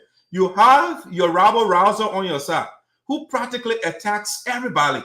Just recently, I had an interview with Honorable Zaza. Your spokesperson over there, he wrote this scathing bunch of lies. You didn't say anything about it. But when somebody put out the facts about the corruption that's going on in your organization, oh, don't say it. But you have the man on your side that attacks everybody. I listen to Honorable Zaza. Honorable Zaza served the community. Let us be very frank. But your man on your side that were attacking the pavilion, did he say something about it? He is defeated. He is defeated. We're not talking about defeat. We are not. I'm talking about attacking people. The man on your side is the one that attacking people. He smears so are you attacking in retaliation to that? If I was retaliating, I will respond to him. But is that a retaliatory statement you make it to incriminate people falsely? No, Mr. Carlo, if I retaliating, right, I'll respond to him. But I didn't respond to him. I'm giving the one I said. Listen to when I read the English I got on the screen there. We say allegedly. I'm not saying it is proven. Okay, so if you say the allegation is not true, it's up to you. But we are also going to do the investigation. I listen to your audience. I listen to your guests. You said the information is factual. No, you did not say that. He right here, he listening to you. You did not say that. You now, that's really you. You said it is true, but you don't have fight. So how it is that something will be true and there's no evidence to substantiate? No. Mr. Carlo, this is what I'm saying. Mr. Carlo.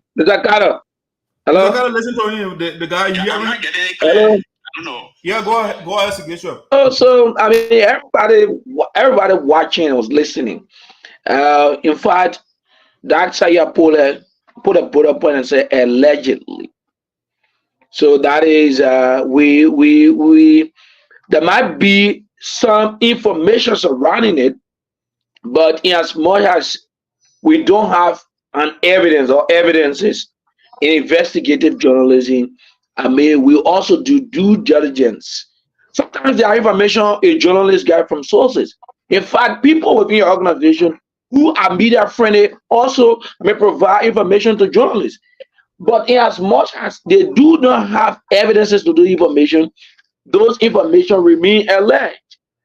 And so he said, alleged like the money evaporated. And that thing now is he needs to be investigative, since he's in the United States of America, to bring the evidences to the public.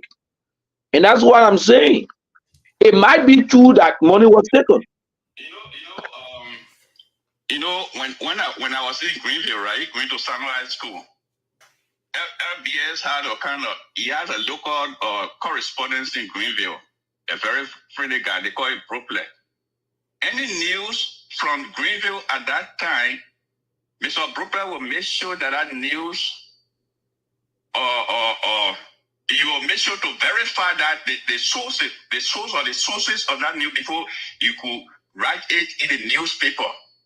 He said he has some correspondence in Minnesota. A correspondent is someone who conducts investigative journalism. It's what people do. So since that he has some people over there. First of all, he talk about people renting cars. If you have an investigative journalist over there, why they cannot go to the source or the sources of the information you're trying to put out? Because once you put it out, you create doubts and skepticism. Let me speak to Mr. Carter. Mr. Carter, that is why you are on the show. Now, thank God that you are on the show. There were a few questions asked to you, or you could talk about you don't want to give people credence. And that's why many of us we encounter as journalists. When there are information in the public space, but I don't want to give them credence. I don't want to give them credence. Here is that certain instances. For example, you said 90,000 was taken from, an organizational account without the approval of the board. And there is a law saying before money is taken from the account, the board should approve. Is that correct?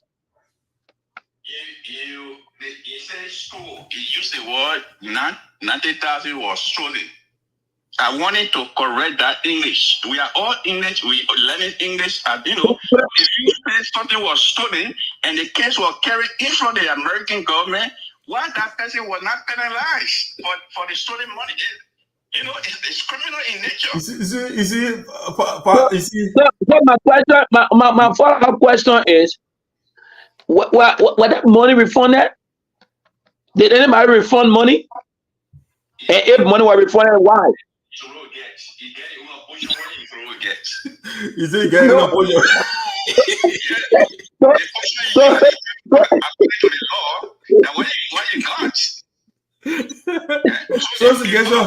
the probably a bad person they play while telling the truth. They say I don't want that trouble, but they can agree with me. They can agree with me.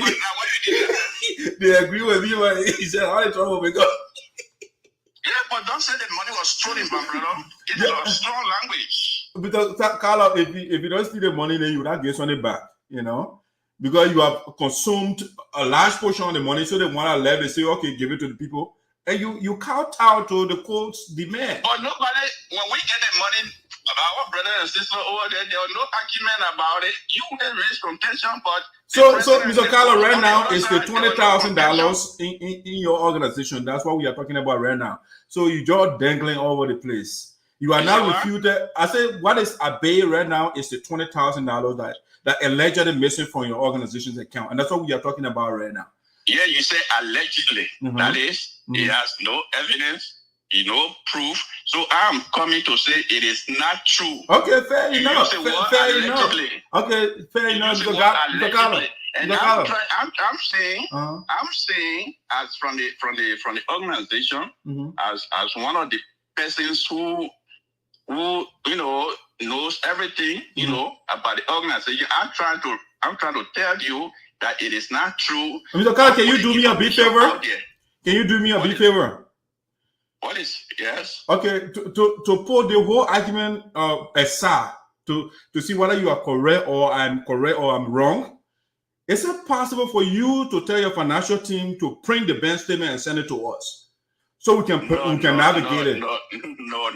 Why not? We'll do that, but now on circumstances, the will put a whole team we are running a non-governmental organization, a non-profit organization. So imagine they will close the whole thing. Just send a bank statement to us. Okay, we'll do that. I will make research whether it is something that according to the non-profit laws of America, whether it is applicable, then we can do that. I will convince my colleagues will do it. But if it is so I'm looking out to the document. If you think I'm lying, just look at the document. Make sure you don't manipulate anything. According to the non-profit laws, whether it is applicable to do it. Evangelist leading law, Benny, just send it in to us. What do you mean? Yeah, send it in to us. We're not in court here. We are not in court. We just want to make sure that. On the laws of America, how would I send it? Eventually, we are not in court, so you don't have to go to law and all of that. We just want to clear the information whether it's true or false. How would I do it if non-profit laws do not allow that? Ask your people over there, would they do it? So a non-profit, when you see USAA can do it, but we are professional people. We don't just do this. Okay, but then I have no reason to believe your counter argument because you don't want to give the evidence. Okay, you are being the thing is you are kind of man that don't want to be convinced. But eventually, it's not about me. It's about what we are talking about. You coming to me. I said, Mr. Carlo, to put the thing to rest. Send me the bank statement. I said I will make research whether it is something that we can do. Okay. Because we are operating under the non-profit laws. Okay, sir. Thank you. Thank you so much for your time. Understand me. We are all educated people, so we can do it as long as the laws will allow us to do it. Thank you, sir. Thank you. I appreciate that. Thanks for coming. Thanks for coming on. So Gesha, you see it in Sapo. I don't know whether you understand Sapo, but in Sapo they get a parable. They say, you know, I don't know, you know what that means. The person, if you are not pressing when the person was taking shower, just watch when the person is screaming themselves. You know, you from just the interaction, you saw the man, you confessed. You know, and I am not credulous. You know, I'm not somebody we can just bamboozle with just mere words. When I said what I just said, I put the information. You know what he said? He said, I called the president. And the president gave me an opinion. He didn't say, you know what? We look at the best statement, or as a matter of fact, the president authorized the financial team to send me the best statement so I can look at it. He used the opinion of the president to come and argue. Without asking, give me the best, he said, I'll do research. You don't want to show the best statement. These are the things I've been facing, I've been fighting over the years. And I will continue to do this. So until I don't hate anybody, I don't hate Evangelist Jane Carver, anybody. I don't hate anybody. But I just want us to do the right thing for our people. It's a video live. I'm seeing my story is frozen a little bit here. Is it live on your side? Yeah, it's live. Oh, okay. Yeah, my image here is frozen on the screen. I'm looking at the screen here. Well, let me refresh this. All right. Okay, live. Good. I just want to make sure that we're not talking about ourselves. So that's the situation. Yeah, SaDAA, we'll continue to do the investigation, and the facts will come about. Investigation before we go to the next topic here is another sensitive one. And I know maybe the other side will call to come and attack me. But my job here is sagacious. We must do the right thing for our people. The last time I had to show a monologue, and I said 2 organizations with no development. We now, before then, were 1 organization.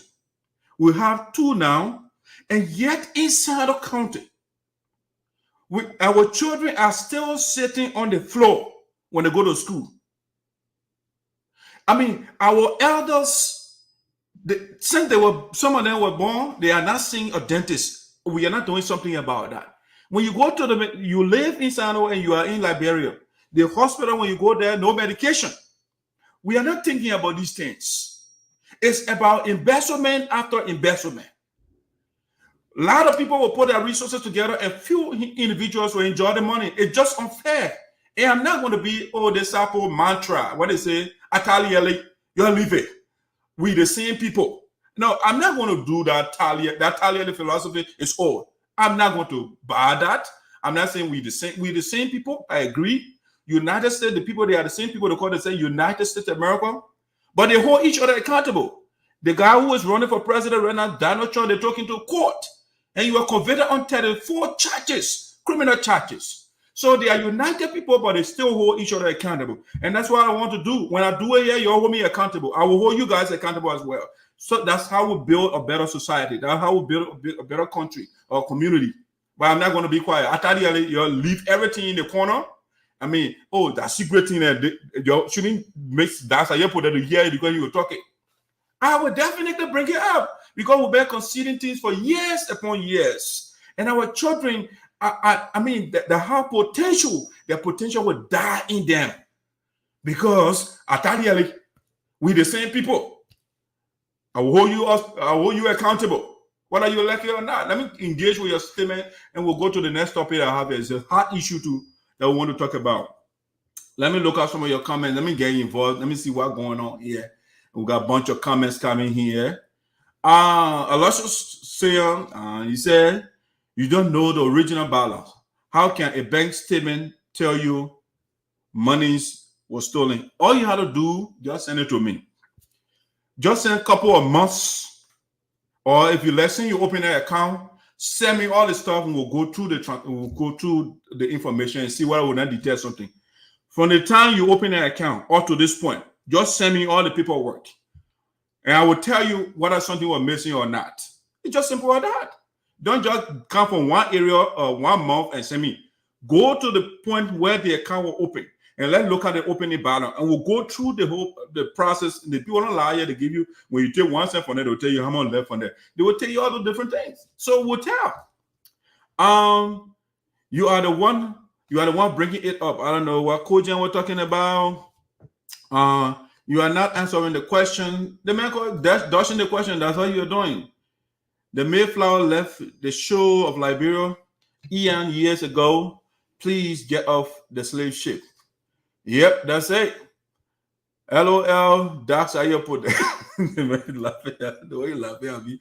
Shipper, you are showing slave mentality. You don't insult people because you disagree with them. I mean, that's why I don't pay attention to that brother. The man is devoid of ideas. Patrick Bolu, there is no need to debate someone who lacks common sense. Hopefully, later today I will debunk. Yeah, that's what you will just come on. I just gave you guys something to talk about because I have nothing to say. So that's why I mean, that's why this is the bigger platform.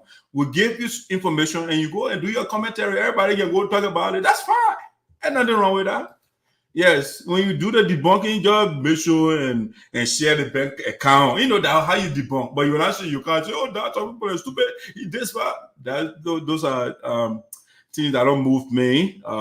We know you are an apologist of corruption. And so I have no issue with what you say, brother. Is the Range River mentioned in the letter? No, they didn't show it there. They didn't show the Range River. I don't know why they didn't put it there. They're supposed to put it there, They should have put the Range River in the letter so we can know that it's part of the deal. They should have done that, but they didn't do that, Let me go to the other comment. Let him show us the receipts. They can't do that. They will not do it. Never. They will just say, "Oh, that's a hypocrite, a liar," but they will not say it. They will not give you any evidence. They have lied several times. Koji and myself will come and go south just now. The next topic that's coming. That you can invite 2 honorables and give 1 letter, my brother. But why the other person why the embassy will accept somebody whose name is not mentioned in the communication? Which U.S. embassy will bring somebody? You get a letter, only one person naming it and say, oh, the other person is part of it too. Come on, comrade. You can't sell that to me. That is correct. Let me see. Send me the link. Eventually, that was a good fiery discussion. I like that. I always like to bring Eventually on. You can't bring fire. Yeah, but then later you chew your own finger. Romeo meeting with the city mayor is just a publicity stunt. Exactly, Kojin, you are right. No, they don't have the money. Range River, Escalade, okay, doing the research there for you. All right, so basically, evangelists say why VOSD can use this platform to advocate for building or rebuilding of the bridge over Sanquon River that is connecting Pelican, the administrative headquarters of the Sanquon Statutory District. Yeah, I have advocated for a lot of things here, and unfortunately, you guys are not listening. Right now, I'm talking about fiscal prudence and fairness, and right now, people are being duped again. But I will not give. I'll keep talking. Thanks for bringing that to my attention. But again, yeah, the same thing. You're talking. Oh, we're not getting man credence. But at the end of the day, you will come and kowtow and genuine flat before dark. So I put it, because I am the evidential father or the spokesperson of the elders and the ancestors. So the elders instructed me. They taught me. And not to disseminate false information. That's why when we bring the information, when it is coming from the speculation room, say it is coming from the speculation room. And I explain what that means already to you guys. The speculation room, we got the information there. When we don't have the evidence, we say it's coming from it's alleged. But once we have the evidence, we'll put it in the factual room. And then when we say it, then we'll display the evidence. That's what we do. So as we go on, the same people, you're giving the evidence to what I'm saying right now. Now, let's go to the next thing. That was the first one that I wanted to talk about. The next one, let's go to USAA. 30K wasted while scholarship on shaky ground. Let's talk about that. USAA.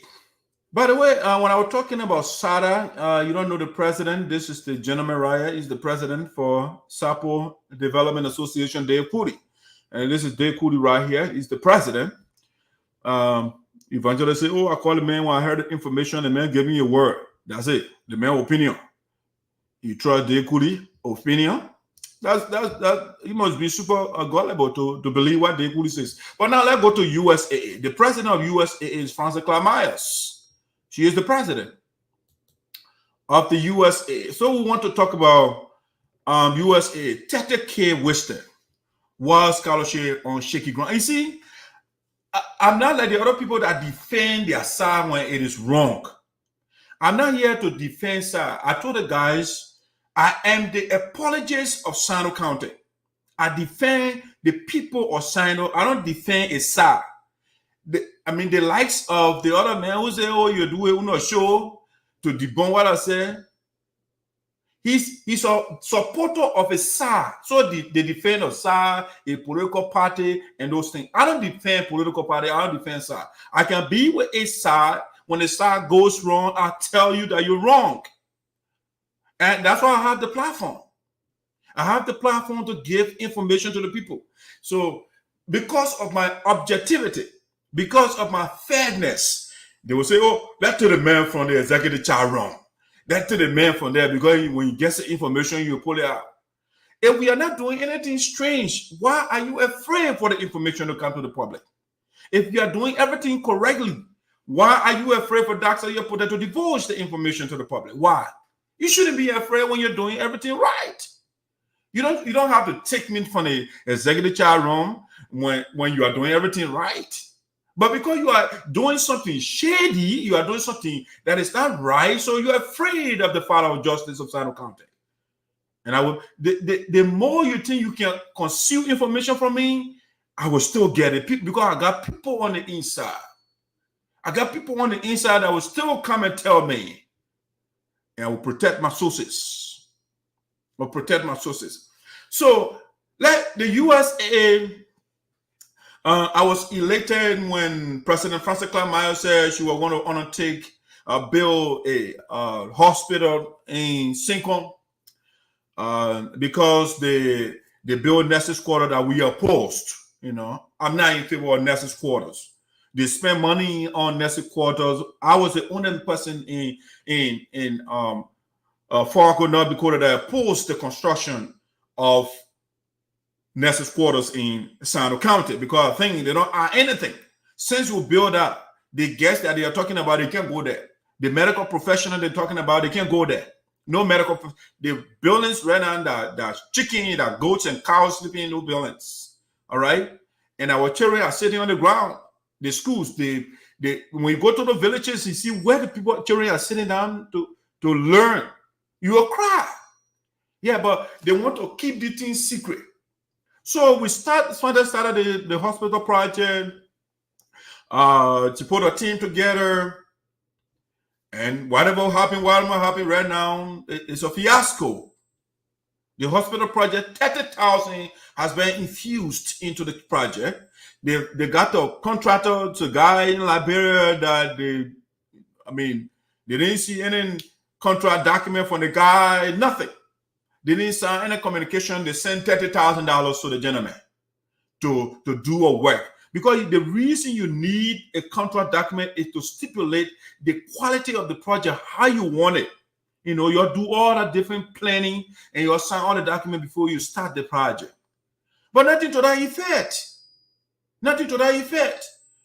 They met this guy, they hired this guy, and they send you a random guy that they have not met. They got a middleman that they talk to in the middle there. And they sent whopping $30,000. That's the whole building in Liberia. If you have the right people, that's a building by itself. And they spent $30,000 on a foundation. A foundation. And now they are trying to abandon, they abandoned the guy already because they say the guy is doing substandard work.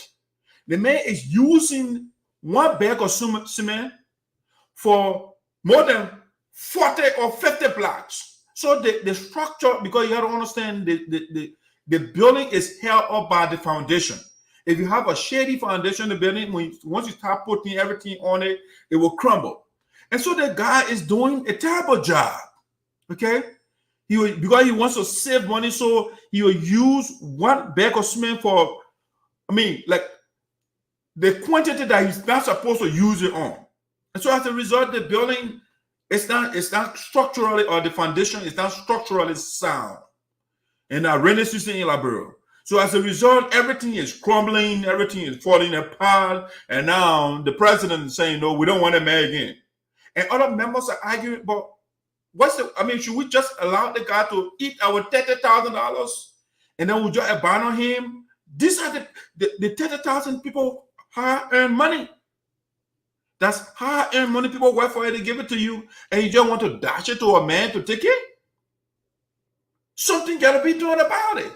And that's why some of us are saying, don't be a ledger. Don't be afraid of people that have knowledge on the ground. We got great people on the ground that we can work with. This thing, when you're doing this, a major project, that's a hospital you're building. That's something you can even work with the Ministry of Education. You can say, oh, we're undertaking the project, but what is the right way to go that we will not get duped in the process? What are the stipulations? What the quality of the foundation? They got all those specifications. The Ministry of Education, they got everything, right? But no, we turn our back. We got Ojuku, Nyepan, and those guys are on the ground. We could consult with them, but no. We go and get people that have no ideas. They go and do bodyism and cronyism and friendism and do the different thing in the post so they can get a little chopping on the side. So as a result, now they book us the unsophisticated contractor, and the man is doing some strange thing. Using one black bag of cement for almost 200 blocks. Come on.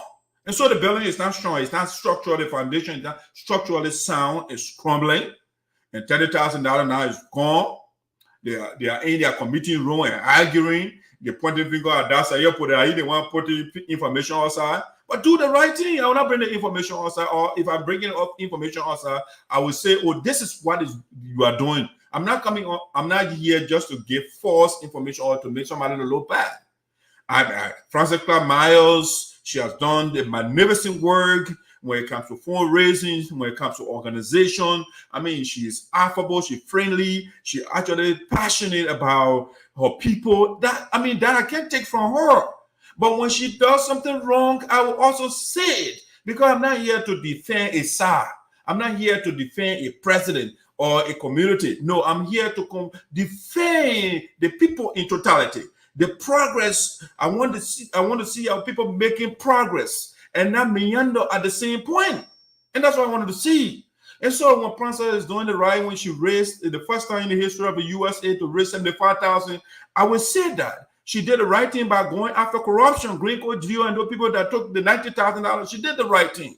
That's why it's supposed we have to hold people accountable. But when Frances Clark Myers is doing a project that is not sound, I will also say it. And so that's what happened right now to our scholars. $30,000 of the high-end money is gone. They're about to abandon the contractor. Instead of holding a man accountable, but they say, how do you hold a man accountable when you don't have contract, something signed with a man? Nothing signed. You don't have something on paper. Somebody get some third party in the middle telling you things, and you believe that person, and you send $30,000 to a guy in Liberia to build something in a remote area. And that's what happening right now. 30,000 gone.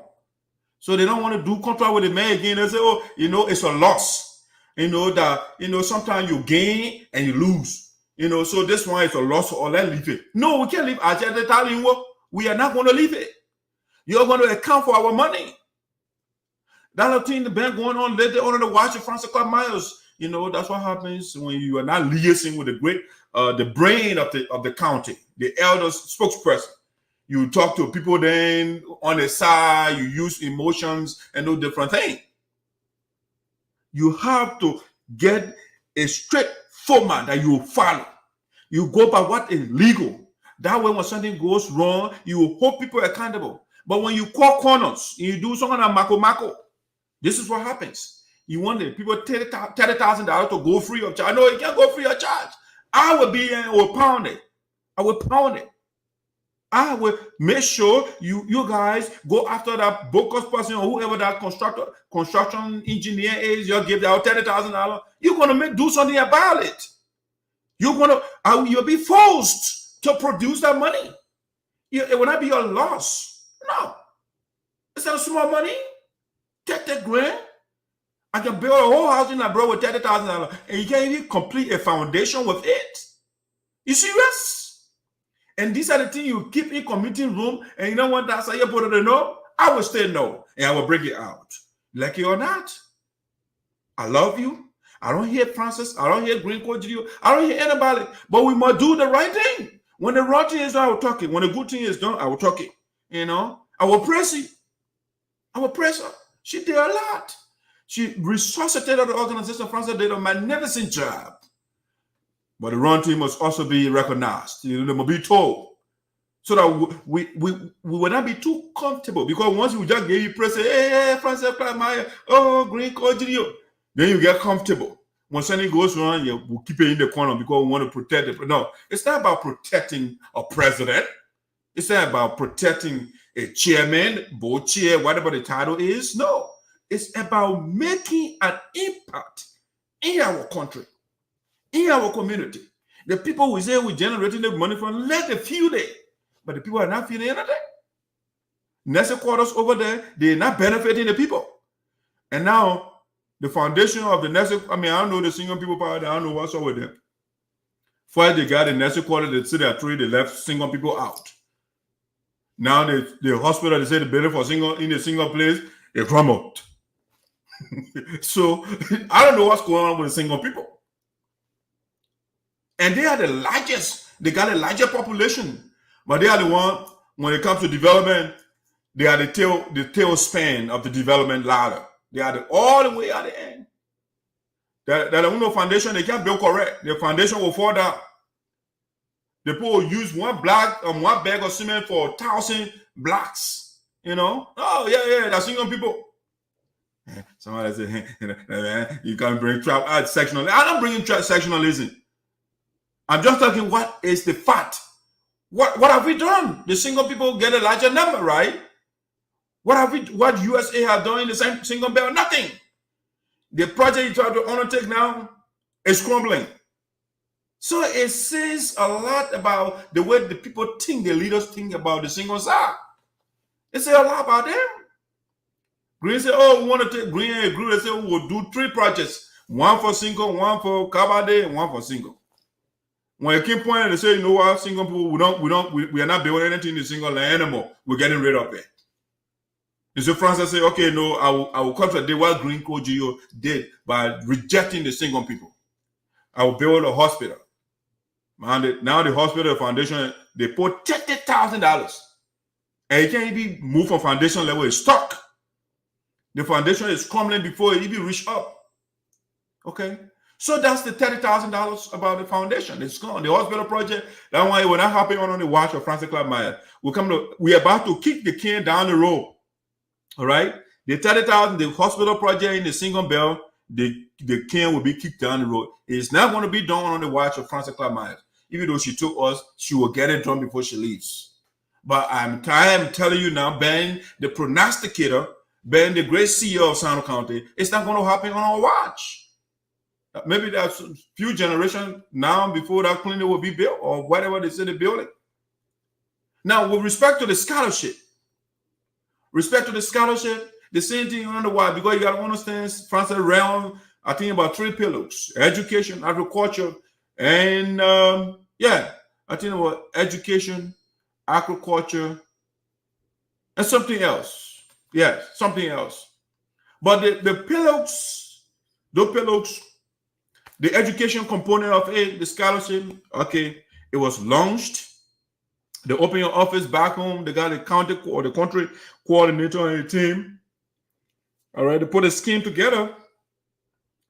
But I don't know what they are not late. They can't lay out on the student one day. We can see the students talking, that we're sponsoring. We can see them.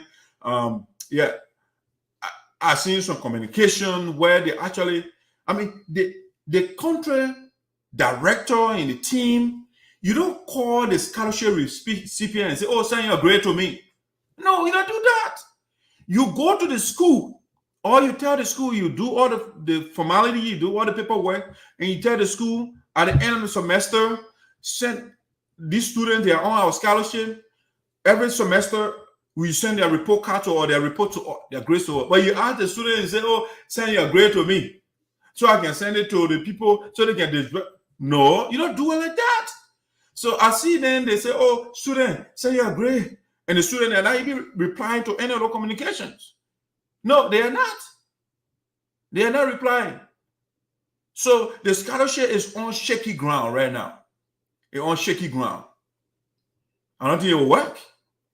Because when you go to school, the students they are not making report. They ask them for a report. They are not giving report. Hey, you go ask students in Liberia to give their grade to you. Is that how you roll out the program? No. It's simple. You go to the school, you got if the day of vetting and everything, you get the students that you want to get a list of students to the school or whatever schools that they are going, get all the listing. Okay, these students, they are on our scholarship, the organization called USAA or whatever the name of the organization is. We'll send the payment to the school directly, and we want our receipt and those different things. And at the end of the semester, you send the performance report of the student to us. You give all your details, or you just say you follow all those things. You can go to the school and say, okay, I got XYZ. I just want to do a follow-up, how the students are doing. They will call, the administration will call the teachers whose class the students are in and see how they're performing and those different things. No, when I need to write it, they will sit down and watch the student and say, oh, send your report. It's time to send your report. And you believe, if they send you a report, do you believe that? Knowing that we have World Trade Center in Liberia that can prepare a document? No, you got to work directly with the school, the administration, so they can give you everything about the school. Yeah. So I was looking at some communications and those different things. Let me read some of the communication, for example. I was looking at what they are saying. Let me read some of that. We'll do the right thing by force. Once you start doing the right thing, you will like me. Yeah, as of now, you guys will not like me. Because our people have been suffering for years upon years, and we're still doing the same thing. We're still doing the same thing over and over and again, and the people are not benefiting. Let me see some of the communication I got here I was looking at earlier. Some screenshot that people sent to me. Yeah. Screenshotting, yeah.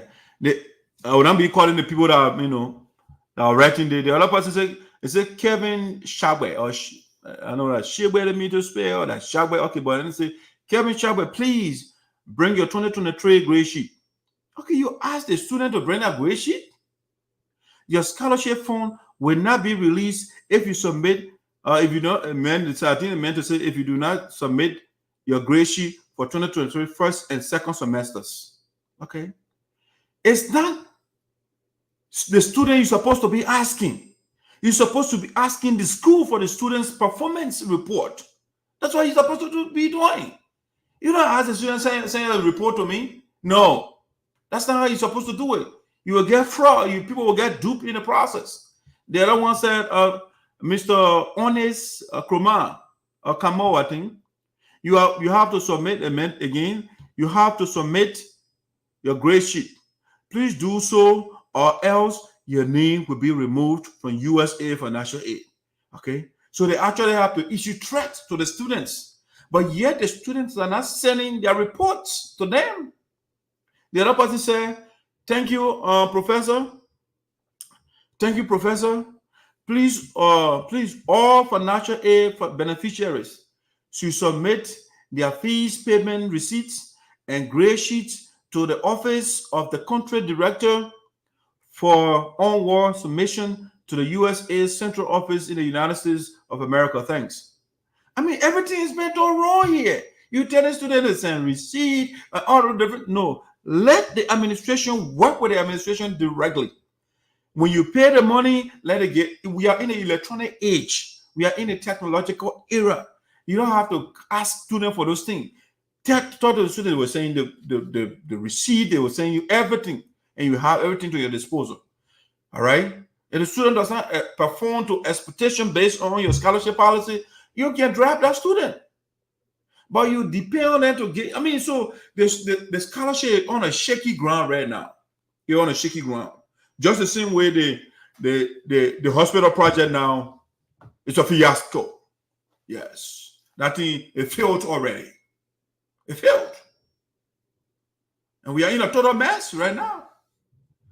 They come and go to convention and raise money again, and then people dance, and at the end of the day, nothing will be done. Nothing. Please send me a link so I can answer your concern. Okay, I'm gonna send you the link. Send me your email, sir. Send me your email. Let me send that to you. Let's have a little discussion here on that. Send your email, Chief Cogent. Send me your email. I'm waiting for it. Francis will beat you for invigorating this. Yeah, sorry. When she beats me, I'll go call the elders to apologize to her. But the right thing must be done for our people. So, Cogent, I'm waiting for your email address and send it to me. Okay, let's see. Very good. Let me send it to you quick. Let me send it to you quick here. So we can have a little chat here. Yeah, I will bring all of you out today. Yeah, I said, I won't come out to me. Yeah, I'll come. I'll bring all of you out. Let me get this out here, guys. Give me a second. Yeah, as a matter of fact, what I do that, let me go on a quick commercial break. I will send that link to Cogent so we can have a little discussion here. I'll be right back. Don't go away.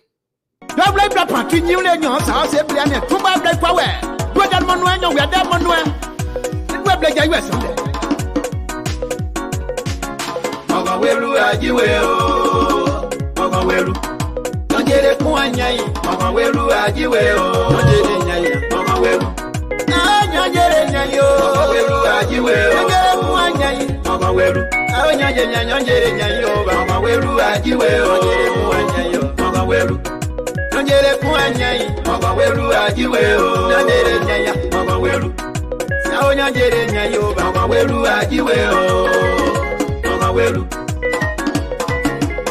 Nigeria Association in America, raw elections, Supreme Contest, Sapo North Dakota, 2024. Here we come,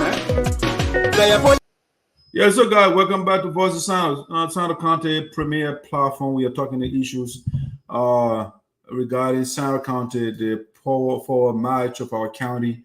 And Padre will just look at your email. I just sent a link. Let me see what you got to say here. Regarding the scholarship, what's going on? The scholarship, what's going on? The project, what happened to our $30,000? What's going on? Come and let us know. That would be great. I would really appreciate that. You know, I want to get everybody's opinion. You know, what you got to say? I want to get your opinion. So let's see what the brother will come on. But that's it. The scholarship is on shaky ground right now. Yes. They're asking students to send their grade sheet. You serious? Is that a serious organization here? Is there a serious scholarship scheme here or just some kind of thing going on? No. You have to have a system that is reliable. You don't go to the student and say, oh, send your second and third semester grade sheet to me. No. You have to contact the school.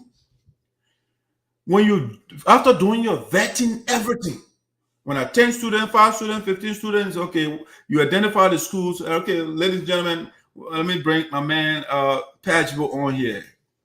Hey, Meriton. Yes, sir. How are you? I'm well, thank you. Welcome to the show.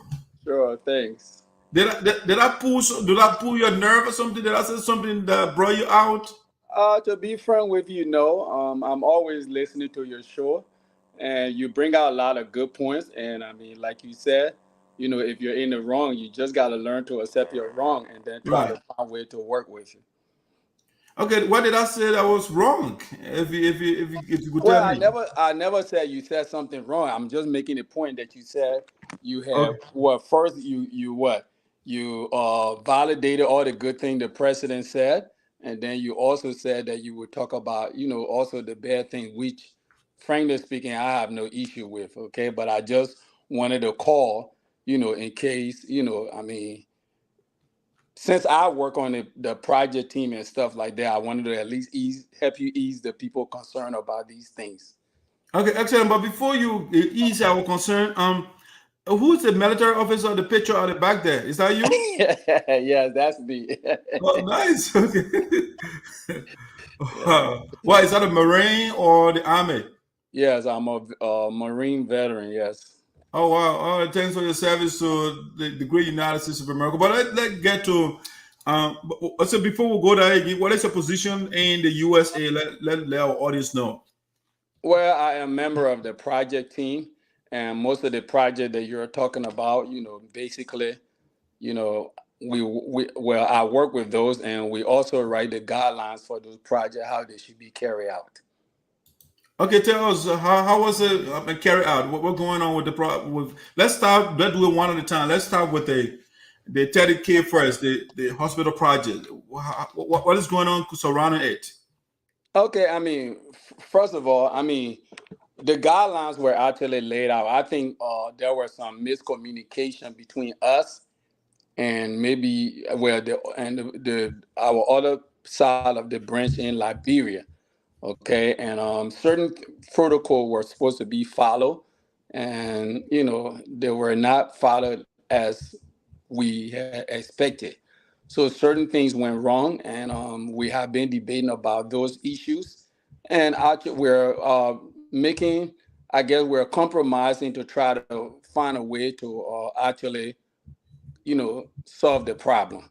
Okay. Yes, certain things, a lot of the things you said, a lot of those things did happen, but we have been communicating and we have been working vigorously with the Liberian office to make sure that whatever error that was made is corrected. Okay, so Patch, just you spoke of miscommunication. You talk about protocol being breached, and there's certain things going wrong. So let's start with what is causing the miscommunication. Well, that's a very good question.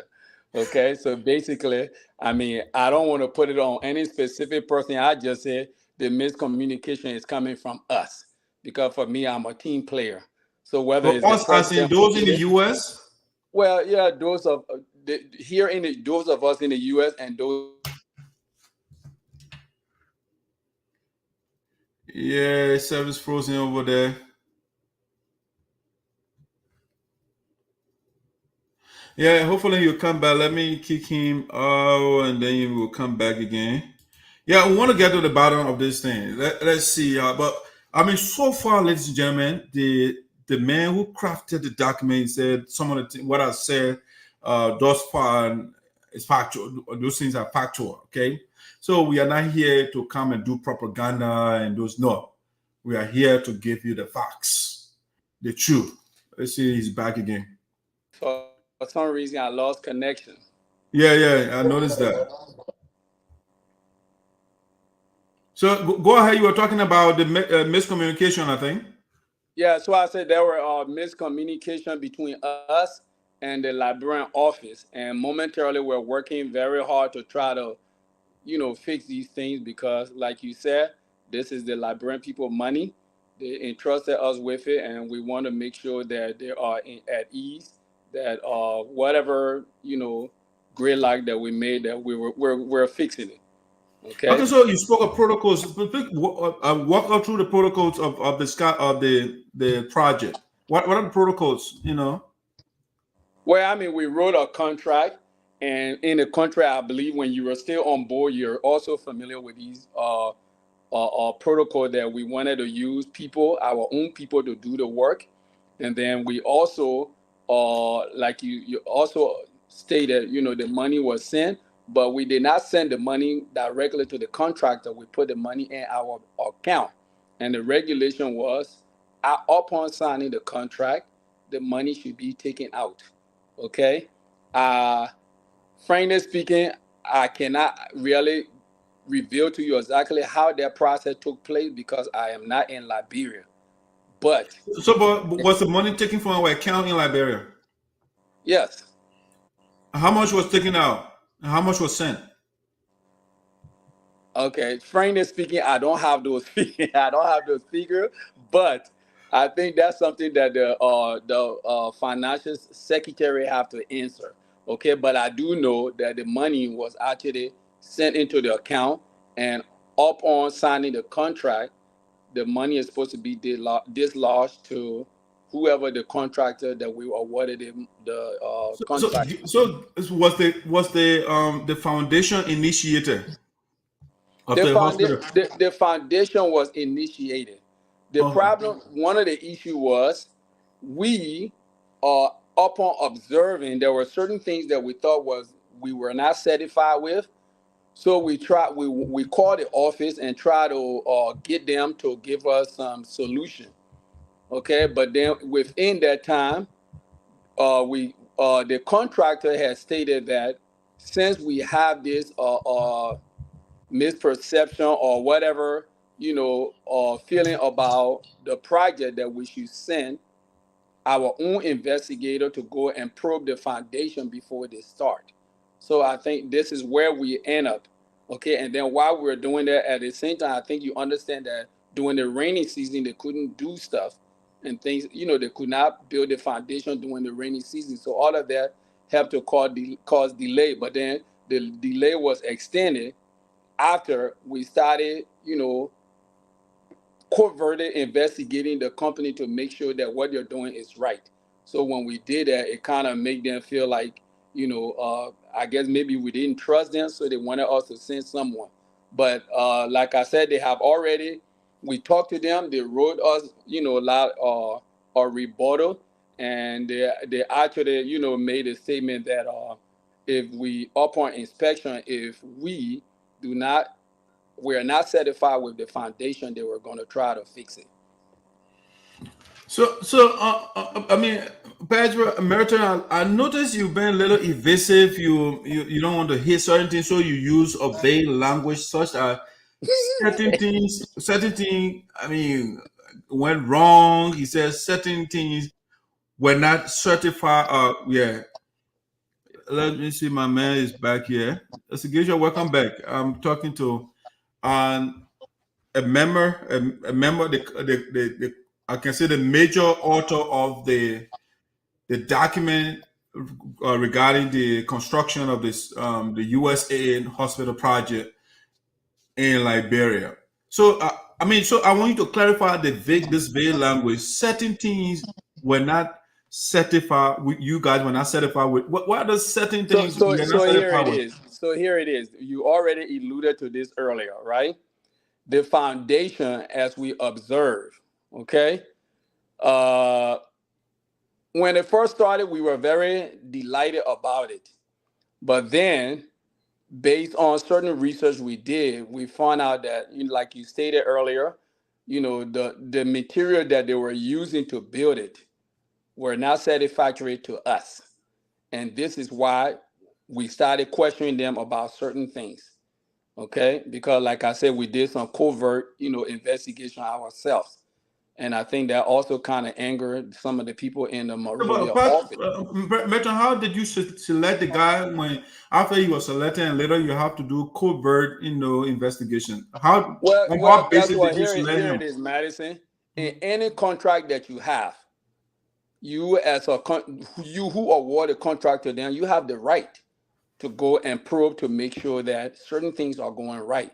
But for us, we did it and I said we did it coverted because we didn't want any conflict, so we did it coverted. So we actually just sent someone there to look and take a video and some evidence to send us, and stuff like that. That's what. So, but the person you send, just for the video, but does he have engineering expertise? Well, they're not there. They're not there to inspect the foundation. We only have tasked them to take a picture to make sure that the work is being done. Okay. But upon probing the seam, the different foundation stuff from the video, we had some questions, and this is why we, contact the Monrovia office, and then when we did that, it turned into a little saga of, I guess people putting their personal feeling in the way. That's how I would say it, because they got upset because they felt like we were, what should I say, backstabbing them. Okay, but like I said, for any project that you're doing, whoever awarding you the contract has the right to go there and look at it and see and make sure that it's right, and to make sure that they're certified with it. And since we're not on ground, this is why we decided to try to get, some video evidence where we can at least look at and see what is happening. So, Geshe, you have a question for him? You're on mute. Yeah. So I'm just joining the conversation. I'm following along, and as we go along, I think I can come in with some questions. Sure. Okay. Melton. So how? I mean, where are we right now? I mean, momentarily, like I said, the company have already responded to our demands. So basically, right now, the project team is working with the information, and once we're done with it, we're going to send it to the board so the board can look at it, and then also, whether validate it or make changes to it, and then we're going to send it back. So that's where we are right now. So all is not really lost. Okay, I think in a way, it's a lot of stress because, like you said earlier, Francis Meyer Clark had made the pledge to try to finish this thing and so forth. But the convention is coming up, and all of these things cause a lot of panic. But like I said, everything is not lost. We're working with the team in Monrovia, and we're trying to fix it the best way we can. And yes, the people $28,000 is not going in vain. Okay. We're not going to abandon the project. That's for sure. Okay. Okay. So, but are you going to maintain the same contractor, or are you thinking about changing him? Well, I have to. We're going to leave that to the board. We're just making our recommendation. We're going to pass the information to the board, and then the board going to have the final say so. Okay. So basically, we're collecting we got all the data, and we're writing a report to give to the board. And once we make our decision, we send it to them. They make their decision, and we proceed from there. So as you stand right now, the project is on hold. It is on hold, but like I said, the team have decided that they were going to go back. They went back. They were going back this month. I can't say they went back because, like I say, I'm not there to actually see them there. But they had said that they were going back this month to continue the foundation. Okay, so by the team, you mean the construction team? That's correct. The construction. What is the name of the company? God willing. What is it based? Well, that's a very good question. Based on what I know, they work out of Monrovia, and they're doing work in different places. So, as a matter of fact, after they got the project on hold, most of them returned back to Liberia because at the same time they actually asked if we can, come up with an agreement to aid them to go, some of the employees to go back because they say they lost some revenue, but that's about it too. But specifically to tell you where they're based, I don't know. Okay, so I'm not going to sit here and fabricate any story. All I know is they're based in Monrovia. Okay, so you earlier said, go ahead. Yeah, but that bidding conducted before selecting the contract group. Yes, as a matter of fact, the Monrovia group has several companies that bidded for the contract, and they sent us all the information. We actually saw the information, we review it, and then we pass it on to the board, and then the board accepted it. So yes, they had all those things were done, and we saw their license and all the different things. They showed us everything. Okay, so but based on your investigation, how long the company has been in operation? Well, I don't have that data right in front of me, so I can't really give you that. But like I said, the vetting process, the regulation that we had set up, okay? Even when all of this happened, Mr. Zaya put it when you were still here. We send these things out. I'm still here. You mean that in administration? When you were in the administration, that's what I mean. Okay, when you were in administration, we did all of this, and we all had a meeting, and we went ahead and validated the information. So, like I said, I don't have the exact number of years they've been in business. I don't have that data with me, so I cannot really speak on that. Shigesha, you have a question? Go ahead.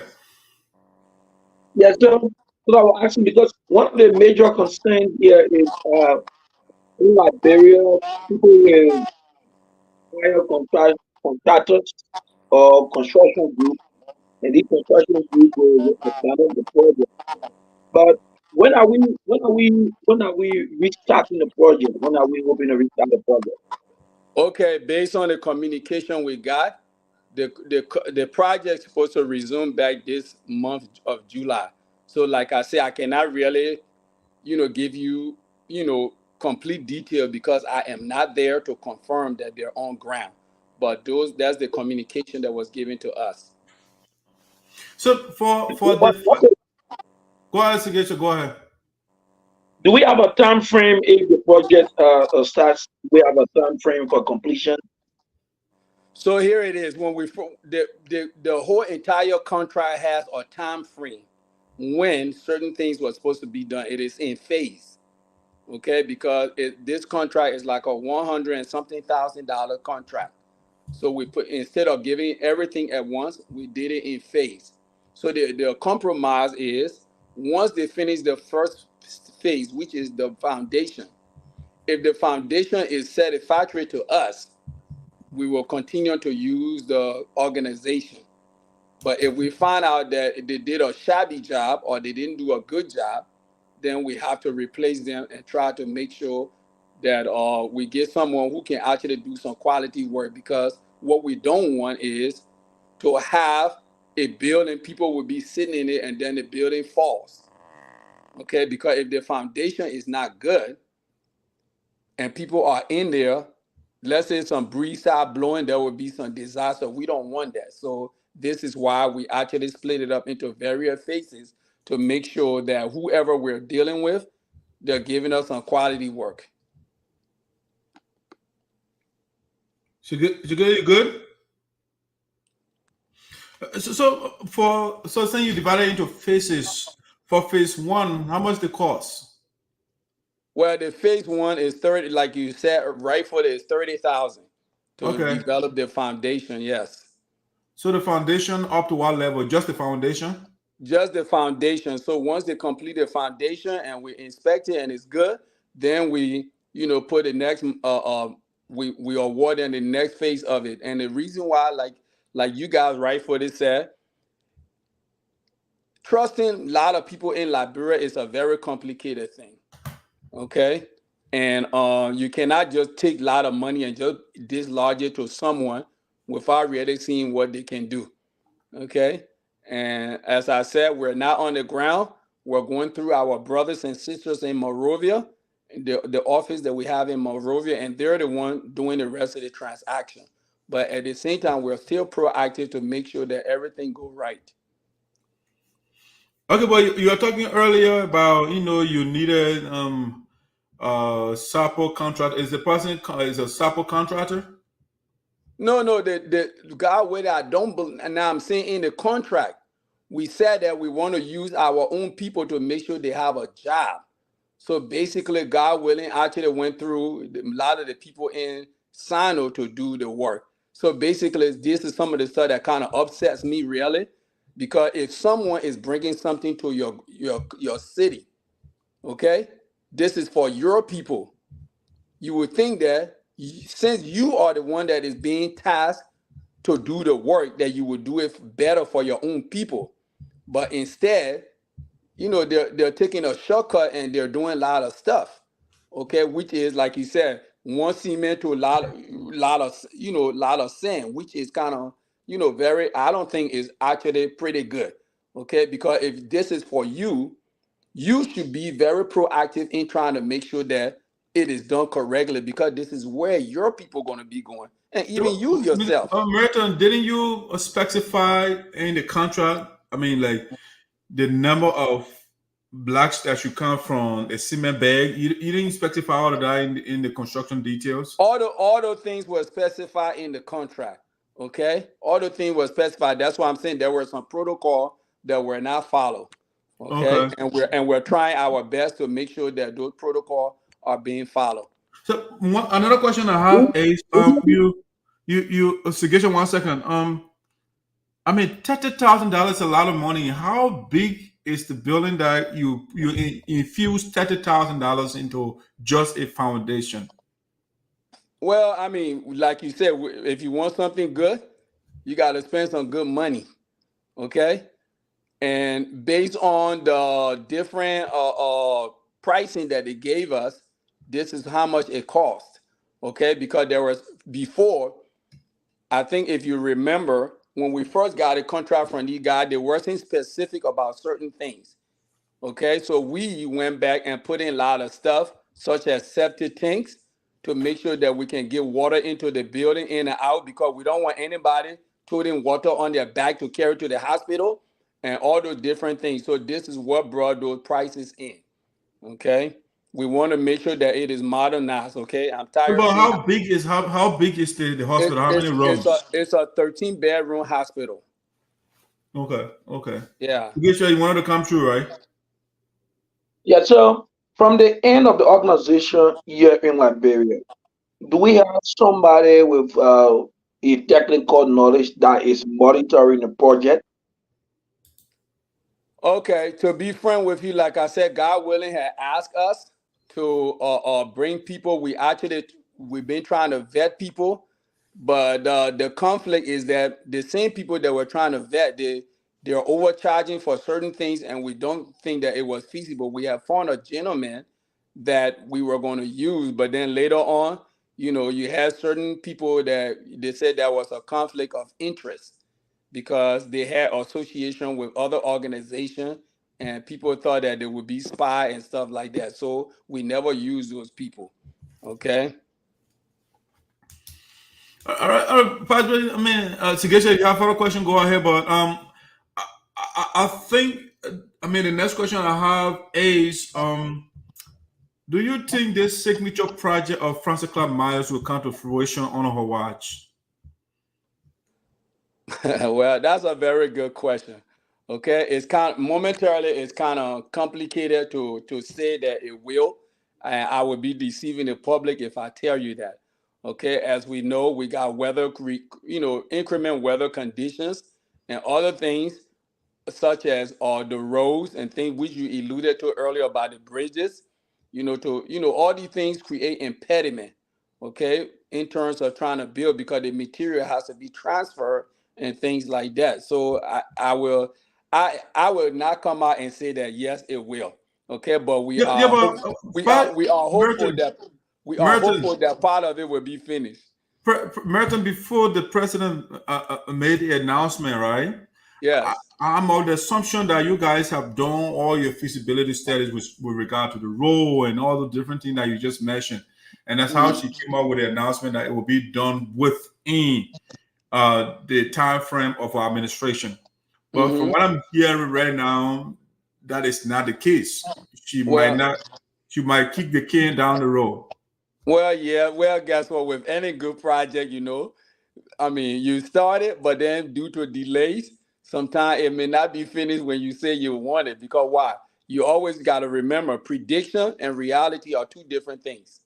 Okay, we predicted that it would be finished, but now with all the different impediment that we've been encountering, that kind of make that prediction a little bit skeptical.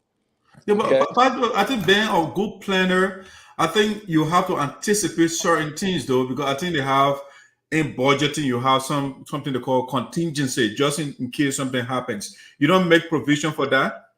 Well, guess what? We did make provision for that. But once again, like I said, like for example, if you look at the idea of the people just going to start the project now, that's a couple of months that have been lost.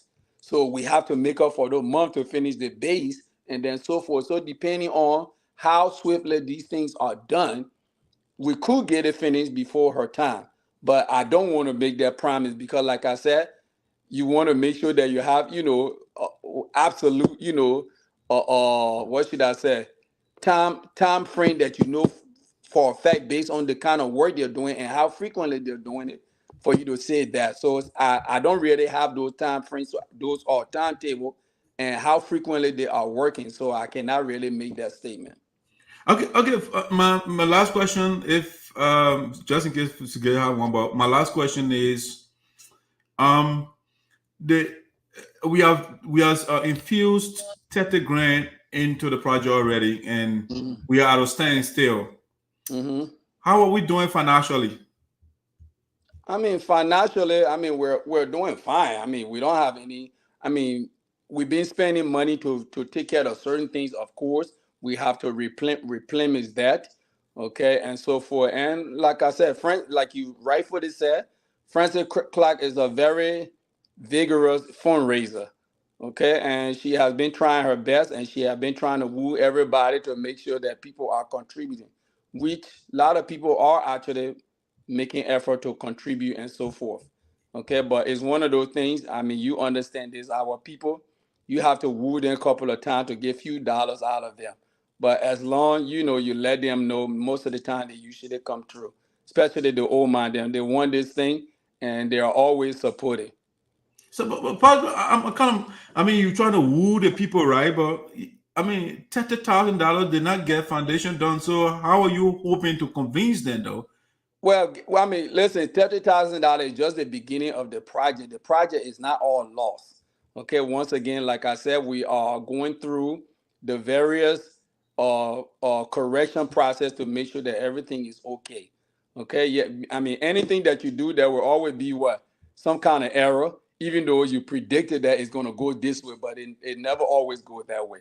So we're making the correction and to make sure that the foundation is done so we can continue with the rest. All right, excellent. That's the project management boss man. Yes, and I just wanted to say, right, no doubt, okay, I'm happy that you're raising this issue. It is a very good thing. I have no qualm with it. Anyone who feels that whatever you're saying is inaccurate, let them provide evidence, okay? I mean, it is a good thing to question certain things to make sure that everyone is being honest. For years, we have been our own worst enemy, okay? We steal from our own people. We do all these different things. We say we got book education degrees, but at the same time, we're not using the education to help our people. So, SaDAA, keep up the good work, and I will always be in support of what you do. Thank you, but before you go though, let's talk about the scholarship a little bit. How is it doing? How we doing on the scholarship front? Okay, the scholarship, that's another uphill climb on that one too. Okay, we're also, there are a couple of hit and miss on certain things, and we're actually working on it. I mean, you have all the detail, so I'm not going to sit here and try to debunk or whatever or so. Okay, it is what it is. Certain things didn't happen, and we're making the correction. All right. Thank you. But Sugesha, just so you know, he's a potential sponsor for the show. Yeah, he told me something good news the other day. We'll talk behind the scene. I don't want to bring on the show, but that's something we're going to talk about. He's an author. He wrote. He got some information that he wants us to share. Yeah, so that way you'll be sending us $1 million or something like that. He's also a chemist here. He teaches at one of the schools here in Delaware, in the state of Delaware. Yeah, so he's a bright guy, Yeah. So thank you so much for coming. All right, thank you, Sagesha. It was great talking to you guys. Thanks. All right, man. So Sugesha, I think before we go, I think one more topic. Let complete that. I'm glad that you're back. Let's talk about this corruption allegations allegations engulf former Superintendent of Sinoe County Lee Nagbe Chea. Let's talk about that quickly before we call it a day. Yeah, so the county Sinoe is hot, and I think it would be prudent if we bring on Nagbe Chea to the public so that he can provide some explanation as it relates to this corruption allegation. When Superintendent Lee Nagbe Chea returned power or turn the mantle of authority over to current Superintendent Peter Nyeswa, he did announce that he left 30 million Liberian dollars plus 73,000 United States dollars. If you can recall, during the past county sitting, there were money allocated for several projects in Sinoe County, allotted for other sector of the county. We are not seeing the renovation of some of the places, the erection of some of this building, as it was captured at the last county sitting.